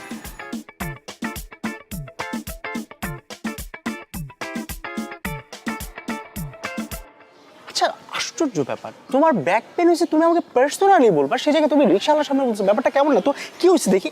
দেখতে হবে না, আমি বাসায় যাবো। আমার বাসার সামনে দিয়ে আসো। বাসায় যাওয়া মানে কি? আমরা বের হয়েছি কতক্ষণ বেবি? আমরা অল্প কতক্ষণ হয়েছে, মাত্র 2 ঘন্টা হয়েছে আমরা বের হয়েছি। আজকে আমরা সারাদিন ঘুরবো, খাওয়া দাওয়া করবো, তারপর হচ্ছে মন্টুদের বাসায় যাব, তারপরে আমরা যা হওয়ার তা করবো, মানে বাসায় যাবো আর কি। আবার মন্টুর বাসায় কেন? ওই যে আসলে হয়েছে কি, ওই যে মন্টুদের ম্যাচের মধ্যে আজকে বিরাট আয়োজনে খাওয়া দাওয়ার ব্যবস্থা করা হয়েছে, বুঝছো? আমাকে বললো যে তুই আসিস। এখন আমি তো একা যেতে পারি না, তুমি ছাড়া আমি কীভাবে যাবো বলো? তাই তো, খাওয়া দাওয়া করবো আর কি করবো? তারপর ধরো ওই যে মানে একটু বসলাম, আড্ডা দিলাম, গল্প করলাম, থাকে না এই আর কি। হ্যাঁ, খাওয়া দাওয়া করবো, আড্ডা দিব, বিশ্রাম নিব। বাট তুমি আমাকে কি বলছিলা জানো? কি? মন্টুরা ট্যুরে গেছে বান্দরবন। তোমারও যাওয়ার কথা ছিল, কিন্তু যেহেতু তুমি আমার সাথে দেখা করবা, আমাদের একটা ডেটের প্ল্যান হয়েছে, দ্যাটস তুমি যাইতে পারো নাই। এখন আমার মন্টুর বাসায় দাওয়াতটা বুঝলাম না। বলছিলাম না আসলে মানে আমি না ভুলে যাই সবকিছু, বুঝছো? মানে তুমি সামনে থাকার পর না আমি সবকিছু আউলাইয়া যাই, মনে থাকে না একটা আর কি। হ্যাঁ, আর তুমিও পিছলাই যাও। হ্যাঁ না না কিছু বলি নাই, কি বলবো, কিন্তু মানে ব্যাপারটা হচ্ছে কি আমার না একটা জিনিস নিয়ে খুব মন খারাপ হচ্ছে। মানে স্ট্রবেরিটার কথা শুনে না খুব মন খারাপ হইতেছে। কি মানে মানে স্ট্রবেরি, যে স্ট্রবেরি কি চকলেট, মানে তোমার জন্য চকলেট বলতে ললিপপ, তোমার জন্য দুটো মানে স্ট্রবেরি ফ্লেভারের চকলেট আনছিলাম, তো ওগুলোর কথা না খুব মনে পড়ছিল। মানে থ্যাংক ইউ। ওয়েলকাম। শোনো, এসব ভাওতাবাজি বাদ দিয়ে কাজের কাজ করো, বাসায় আমার কথা বলো, বিয়ের কথা বলো, সিরিয়াস হও। তুমি তো জানো আমার বাসার অবস্থা কি। এমন ভাই যেন পৃথিবীতে কারো ফ্যামিলি যেন না জন্মায়। মানে ওর জন্য আমি কিছুই হচ্ছে না, ও ফেল করে আর বিয়েটা হচ্ছে না, ফেল করতেছে আর হচ্ছে বিয়ে পিছাইতেছে, কিন্তু আমার লাইফটা কোথায় যাইতেছে সেটা তো কেউ চিন্তা করতেছে না। ও তো সেই ব্যাপারে কোনো টেনশনই নাই। আমি যে তোমাকে কত ভালোবাসি এটা কি ওকে আমি বলতে বুঝাইতে পারতেছি বলো? হ্যাঁ, অনেক প্রবলেম না? খুব প্রবলেম। আমার কাছে একটা সলিউশন আছে। কি সলিউশন? চলো আমরা পালাই বিয়ে করে ফেলি। দেখো, তোমার বাসায় প্রবলেম আছে, আমার বাসায় অনেক প্রবলেম আছে, বাট আই এম সিরিয়াস। এসব বাসার প্রবলেম এত পাত্তা দিলে চলবে না। পালাই বিয়ে করে ফেলি। বেবি, তোমাকে আমি এই কারণে এত লাভ করি, তোমার ইন্টেলেকচুয়াল হাইট এত বেশি যে কোন দিন জানি তোমার সাথে থাকতে থাকতে আমার হাইটটাও 6 গিয়ে পৌঁছে যাবে। 6 কি? ফিট, ইঞ্চ নাকি সেন্টিমিটার? না না, ফিটই তো, ফিট। ও, মন্টু বাসায় নেই তাই না? না না, বাসায় নাই তো। তাহলে মন্টুর বাসায় আমরা যাবো কিভাবে? কারণ চাবি আছে তো আমার পকেটে। চাবি? হ্যাঁ। মন্টুর বাসা ফাঁকা, খালি বাসা, পুরা খালি, খাওয়া দাওয়া নাই, তুমি আর আমি, শুধু তুমি আর আমি, একা একা। কত বড় সাহস তোর! হ্যাঁ, তুই সাহস পাইলি কিভাবে আমার নিয়ে খালি বাসায় যাবি? তুই কি মনে করছস আমাকে বলবি যে চলো আমরা খালি বাসায় যাই, তোর সাথে আমি ফুরফুর করে চলে যাব? ঠিক আছে, না গেলে তো আর কিছু করার নাই। পিছলাইতেছ না? আসলে তুমি না আমাকে নিয়ে সিরিয়াস কিনা আমি সেটাই বুঝি না। আমি বাসায় একা একাই যাচ্ছি, আর তোরে ললিপপ তুই খা খা খা। Baby, baby lollipop.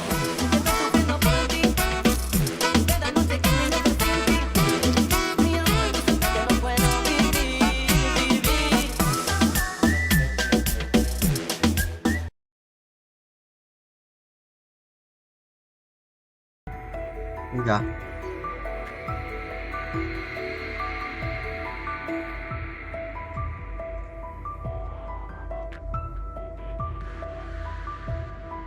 Em bốc lửa được giờ ngay vậy.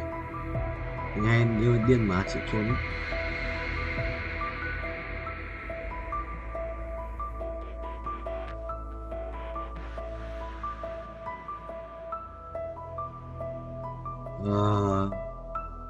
Cung à, cung cung xanh à, đai máu, đai máu, đai máu, đai máu, đai máu. Đây đây. Đúng ra thì buồn lắm rồi, buồn lắm em ơi, biết trách ai là đấu lên được rồi.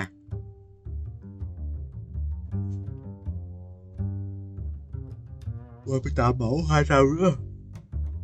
Thiếu tận 68 tiền cơ, mới có 53 tiền. Dạ đủ.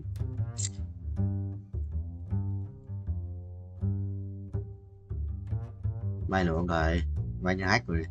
Vay khác thì hack đâu. Mình phải áp refine được mà. Asma chi hết lava dragon, cái cục lava phế mà. Thấy khỏe hơn.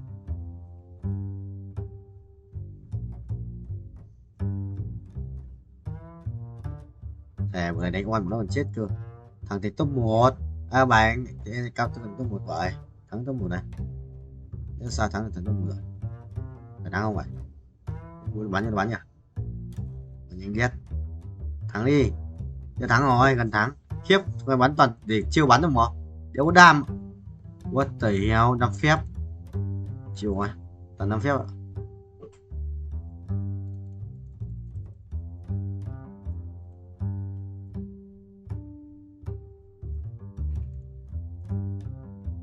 Ra gì à? Ra sẽ khó lắp của bù làm mao đấy.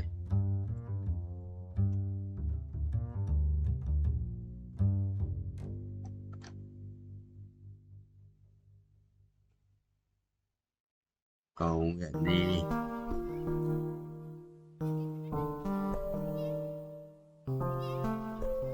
Thằng cũng không anh nhỉ mà. Nhớ hôm nay chắc con rồi. Là bạn cũng đừng có gọi. Mẹ thằng hết rồi. Mày máu sống không vậy? Sống phải ra gì đi. Kéo ra gì thua đấy. Mày đánh thằng rừng đâu. À đánh thằng sĩ vậy.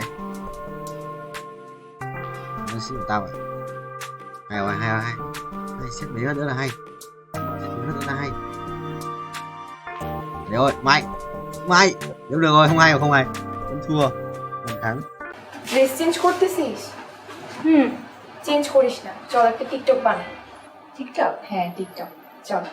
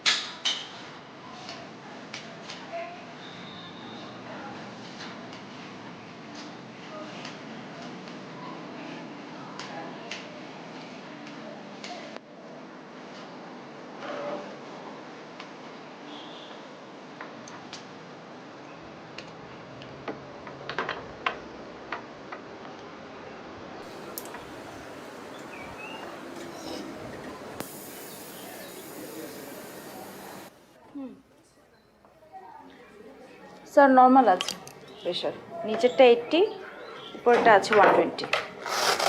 ঠিক। Thank you. Thank you. খামটা দে।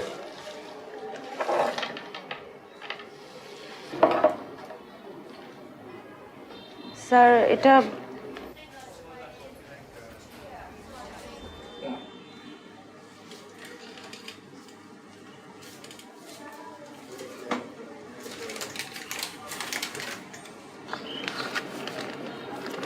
কি আশ্চর্য দেখছিস, 1000 টাকা দিল pressure মারতে। তাও তুই জানিস উনি কে? উনি শহরে অনেক বড় ধনী লোক। এমন কোনো মসজিদ মাদ্রাসা নাই যে উনি দান করেন নাই। এমনকি আমাদের এই হাসপাতালও ওনার চ্যারিটি হেল্প ছিল। ও ভালো লোক।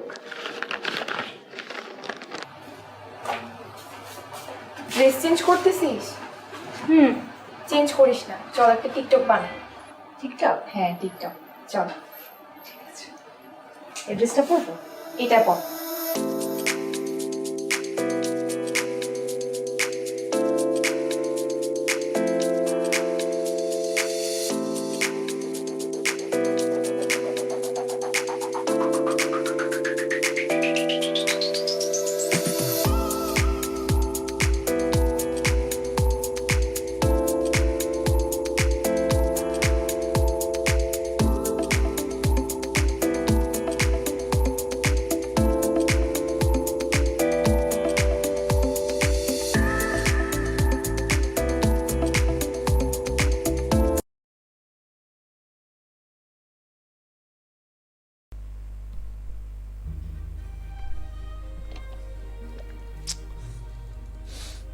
Tao muối nha.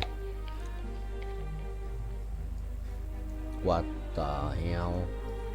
Chuẩn đã. Cút hết. Có lẽ nào anh vội quên đi, và có lẽ nào 500 củ ấy, 614 củ à? Thế mình kiếm 100 củ nữa xử là có nổi không? Ôi à, không được, anh đã ấn vội rồi. Có lẽ 62 triệu rồi. 62 triệu rồi. Cũng một lần quay được gần 100 củ ấy. 100 củ không? Mình quay được 400 lap à? Được. 400 lap phải được 100 củ.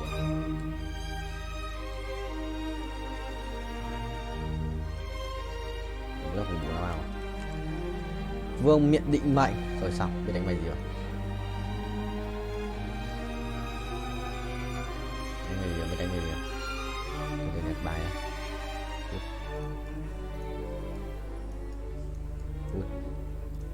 Có lẽ nào em vội quên đi, và có lẽ nào quên đi, có lẽ nào anh trong tâm trí em.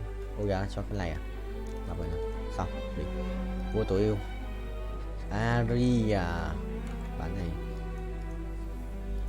Mèo mèo mèo mèo mèo mèo mèo mèo mèo mèo mèo mèo mèo mèo mèo mèo mèo mèo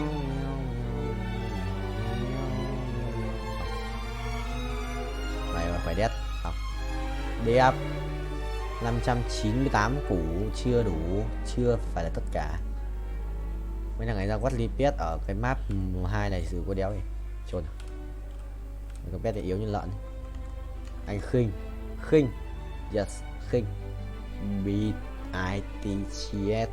Big. Big big big big. Ai à, Torres. Xì xì. Điều sao Torres. Xì xì xì xì. Ra Torres rồi xì xì. Xì xì guys.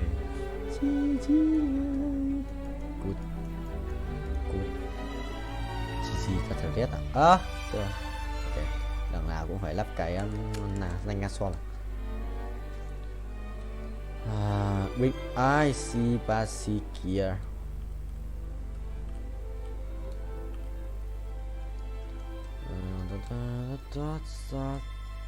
Ủa? Sơn bố. Hiếu béo đang playing Space War. Cái gì vậy? Ui ôi, nháy phát 2 lần.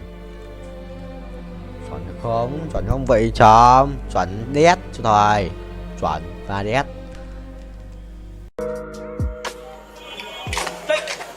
ও তুমি ডরাইছেন? ডরাবো কেন? মাগের এরকম আটকা মায়া মানুষ সামনে চলে আসলে তো একটু চিন্তা লাগেই। আর কালকে আবার তোমার মামার সাথে চ্যালেঞ্জ। বইলাইছো শেষবার মতো চুলদারি আশ্রয় আসতে। শুনেন, কালকের খেলায় আপনি হারবেন। বাবা, কনফিডেন্স দেখছো মেয়ে? যদি না হারছেন তাহলে কিন্তু বললাম এটা দিয়ে আমি আমার হাতে আপনার নাম লিখুন। মানে? মানে তো তখনই বুঝবেন যখন এটা দায় আপনার উপর পড়বো। সরেন। আরে ভাই নাম লিখবা মানে? কি মুসিবতে বললাম। জিততে না পেরে এখন 2 নাম্বারই।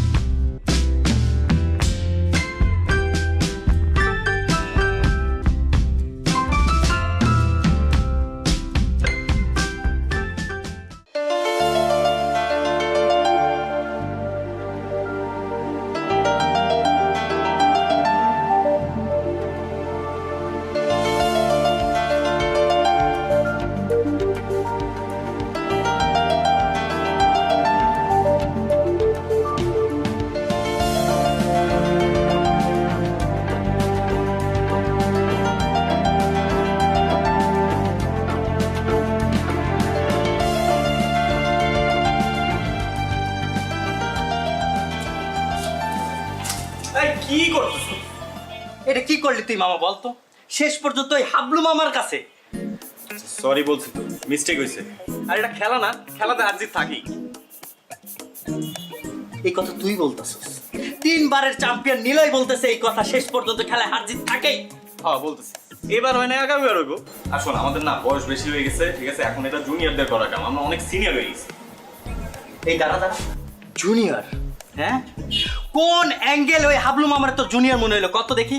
এই কথা শোনার পরে ওই হাবলু মামা সানফ্লাওয়ার তেল মাইরা ঠিক ঠিক করে হাসবো। তুই এমন একটা কাজ করছিস মামা, এলাকায় মুখ দেখানোর মতো অবস্থা থাকলো না। আমি টাকা দিতেছি, একটা কাজ কর, বোরকা কিন না পিন্দা ঘুরতে থাক, ঠিক আছে? এলাকায় আর মুখ দেখাইতে হইব না।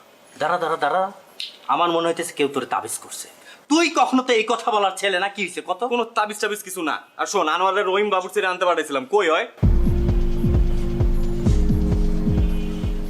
ভাই আসসালামু আলাইকুম ভাই। ওয়ালাইকুম আসসালাম। আনোয়ার কই? ভাই পাঠায় কই জানি গেল গা ভাই? কামটা কি হলো ভাই? কালে গেম রাইডা গেলেন? যাওয়ার হইছে, কাজের কথা আসি। লাইলির পার্টিতে কাচ্চি করে দিব না ভাই, পারুম না, মাফ করে দেন ভাই। আপনার লেগে আমার জানা আছে, রুমের লেগে আমি ভাই কাচ্চি বাচ্চি রাখতে পারবো না ভাই। তুই কি কর? রহিম ভাই মাথা ঠান্ডা, মাথা ঠান্ডা। তোমাদের ছাড়া হইব না তো বিষয়টা। এমন কাচ্চি খাওয়াই ফিরবো, মনে করো 7 দিন যাতে কেউ বাথরুম থেকে বাইর না হইতে পারে। বুঝছো না বিষয়টা? পারবা না? যাও এবার রেডি করে গিয়া, যাও তাড়াতাড়ি।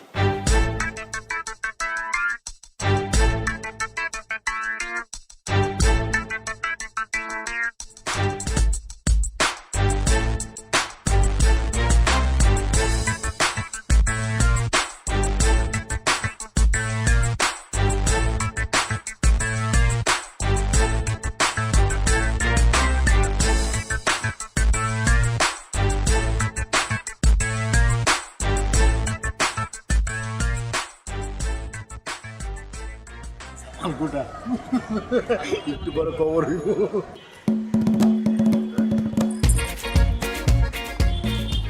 তোমরা আমগুলোকে বইতা। আরে আমরা তো খাবোই, আগে আপ্যায়নটা করে নেই। পুরান ঢাকার ট্রেডিশন তো আপ্যায়ন করা, কি মামা? আইতো দুষ্ট লাইনে আইছো, এরকম লাইনে থাকলে তো কোনো সমস্যা হইতো না। খুব তো কইছিল খেলার কথা, এখন বুঝছো খেলা কি? এখন একদম ক্লিয়ার মামা। আপনার একটু কাছে দিই। আলু দেই, আলু আলু। না না আলু না, গোস্ত দাও, গোস্ত দাও। এই যে গোস্ত দেই। অনেক মজা হয়েছে। এই লাইনে দাও, লাইনে দাও। আলু ল ল ল ল লাইলি ল। তুমি লইবানি? খাইতা মজা তো। তুমি একটু খাও। সবাই আমগুলোকে খাইতা। আরে খাবো তো, খাবার তো আছে। লোকে খাও। আরে মামা খান তো, আছে কিছু লাগলে বললেন কিন্তু। মজা হয়েছে আসলে না, তুলো গোস্ত ল।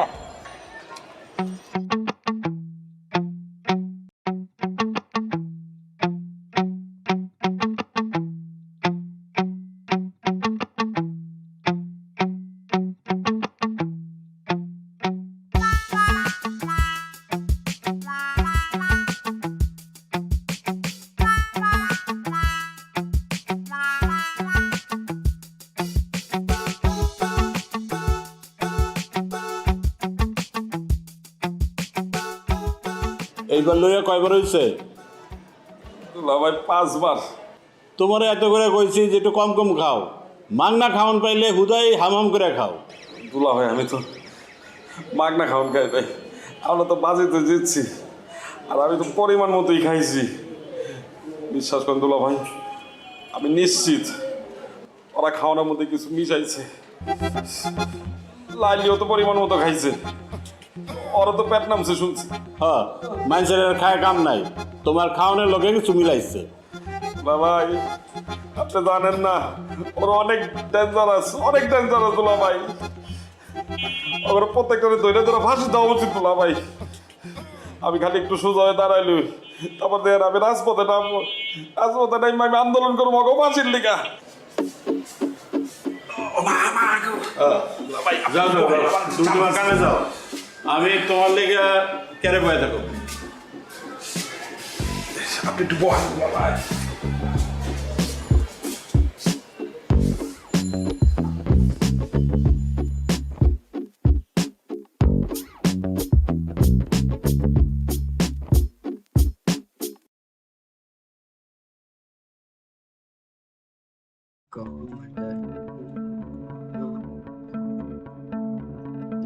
Chuẩn không?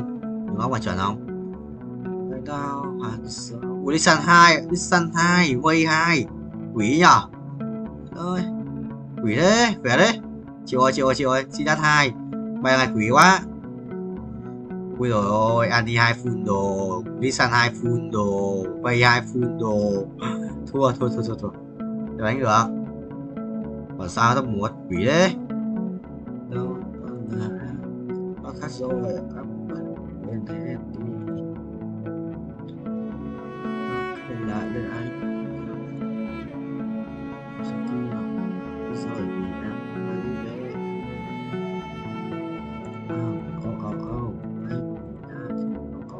nó sẽ xuất bài kéo xuống ra mà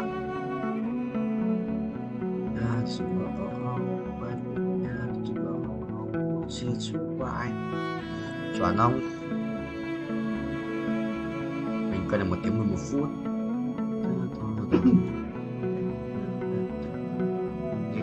Gì à? Đi xin tăng tầm đánh đồ cái đồ Awan nghe sự cho đi xin là đúng đấy. Sao không đều đánh đi xin? Tôi xin ra để bắn đi xin này. Chốt nào? Rồi bắn ạ. Đeo bắn này, xin ra để bắn đi xin này. Chốt nào? Xin ra để bắn đi xin ạ. Phút bắn trên. Thôi đi rồi. Hai stop 3. Này. 6 tuổi 8 33k 25 phút hết hay không? Cháu nói bao nhiêu hết 5 phút hết. Hết an ninh vậy rất dễ kiếm nhá.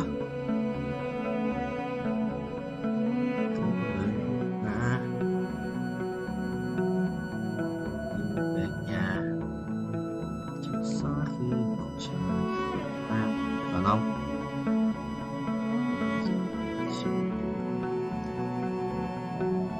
Sau cần đấy.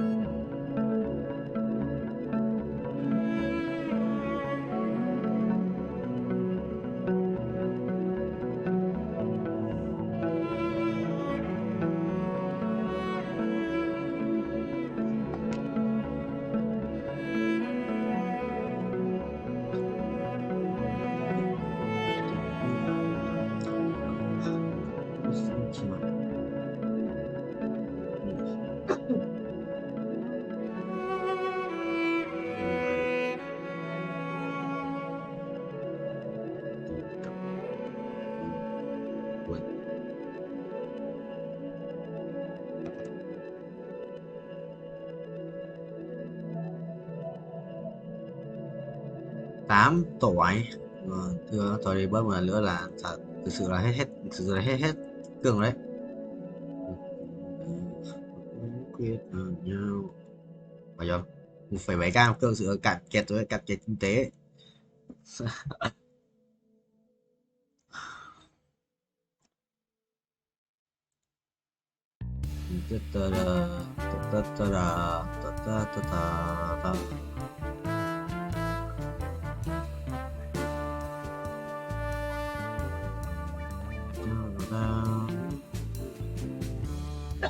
Có đủ tiền đấy. Mua kiếm xì này đủ tiền không? 100k được. Mấy chục quay ca quay kiểu như anh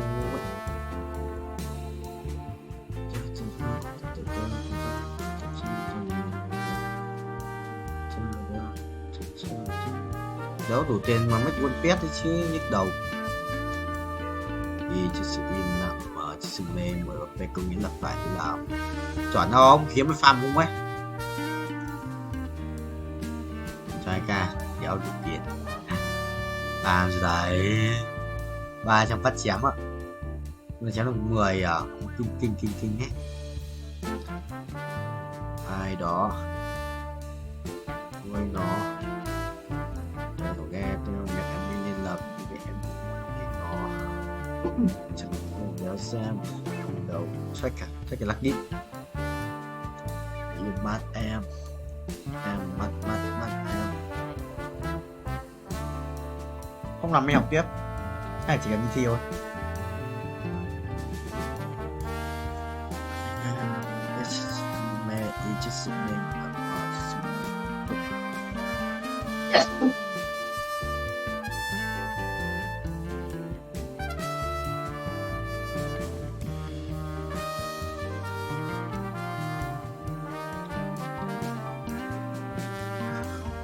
Em sinh ngày sinh tật ăn trộm cân hiệu linh vật Phương Mai 10 1 12 3 ngày 20 tiếng ngày 7 tiếng xong rồi. Không có sợ anh nằm đi sao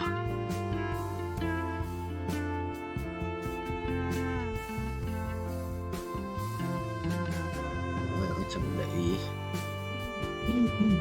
9 F1 video 2 ngày 9 mẹ con tư tôi tốc độ lưu xem video hướng dẫn lớp của Thái ok chúng ta hoàn thành đâu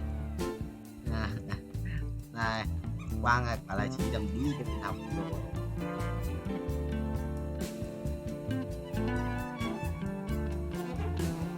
bye bye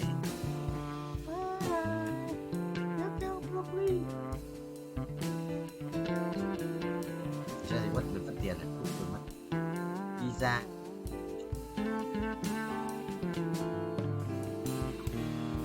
Lucky Block Minecraft phiên bản Zone Block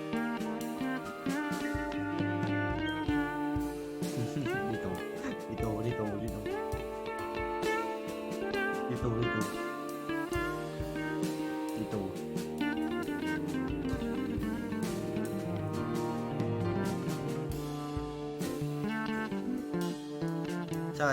chắc là tại chết report thì nó bị bay máu rồi để chết report một lần để chết tao report cái bia tích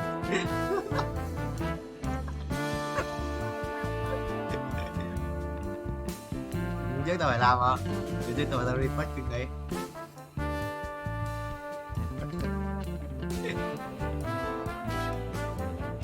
sai đấy tao bị vậy không gọi được à gạt đến đó tôi gọi cho anh đúng không gọi cho anh không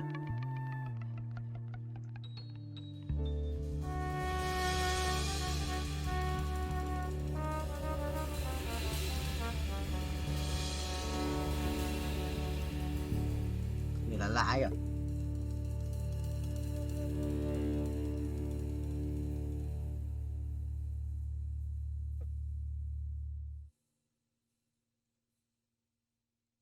và lâu à chơi nữa chơi nữa tao bắn được cùng mà tao bạc một mà mua dùng đi cái vũ bắn nữa có à vào luôn tao vào xong vậy tao vào xong này vào xong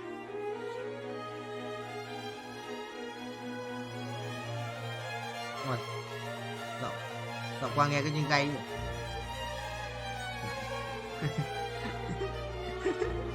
nghe đi hay thế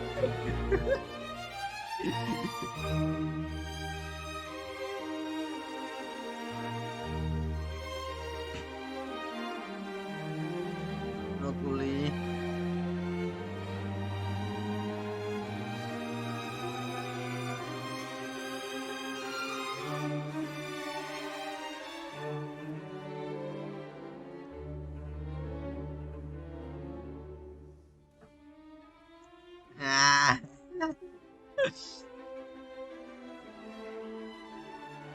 đây chạy chứ sơ giật tu đi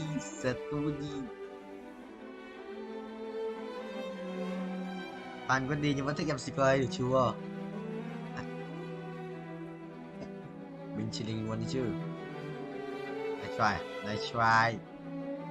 I try à có remake không có rotate không vũ rotate không vậy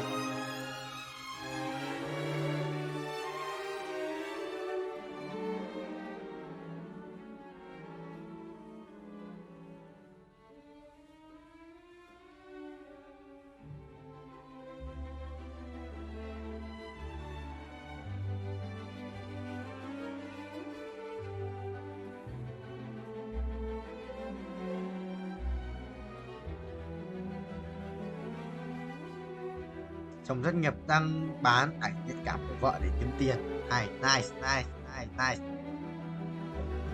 Nice. Ôi, không được rồi. Cô cần thử nhỉ? Cô cần 2 lần nữa. Từ cô cần này. Đó.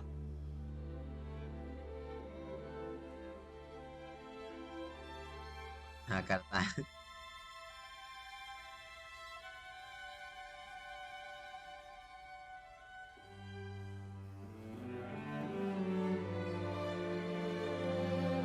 Không ấn tượng gì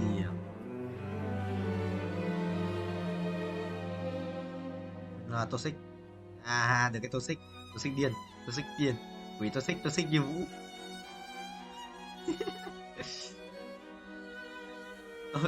toxic như Vũ của những năm cấp 3, cấp 2, cấp không toxic đâu à. Mày thích chơi game vui vẻ không? Cường toxic em, cường toxic. Rồi, quỷ hơn Quang ạ, giờ không biết anh ở với Cường mà. Rồi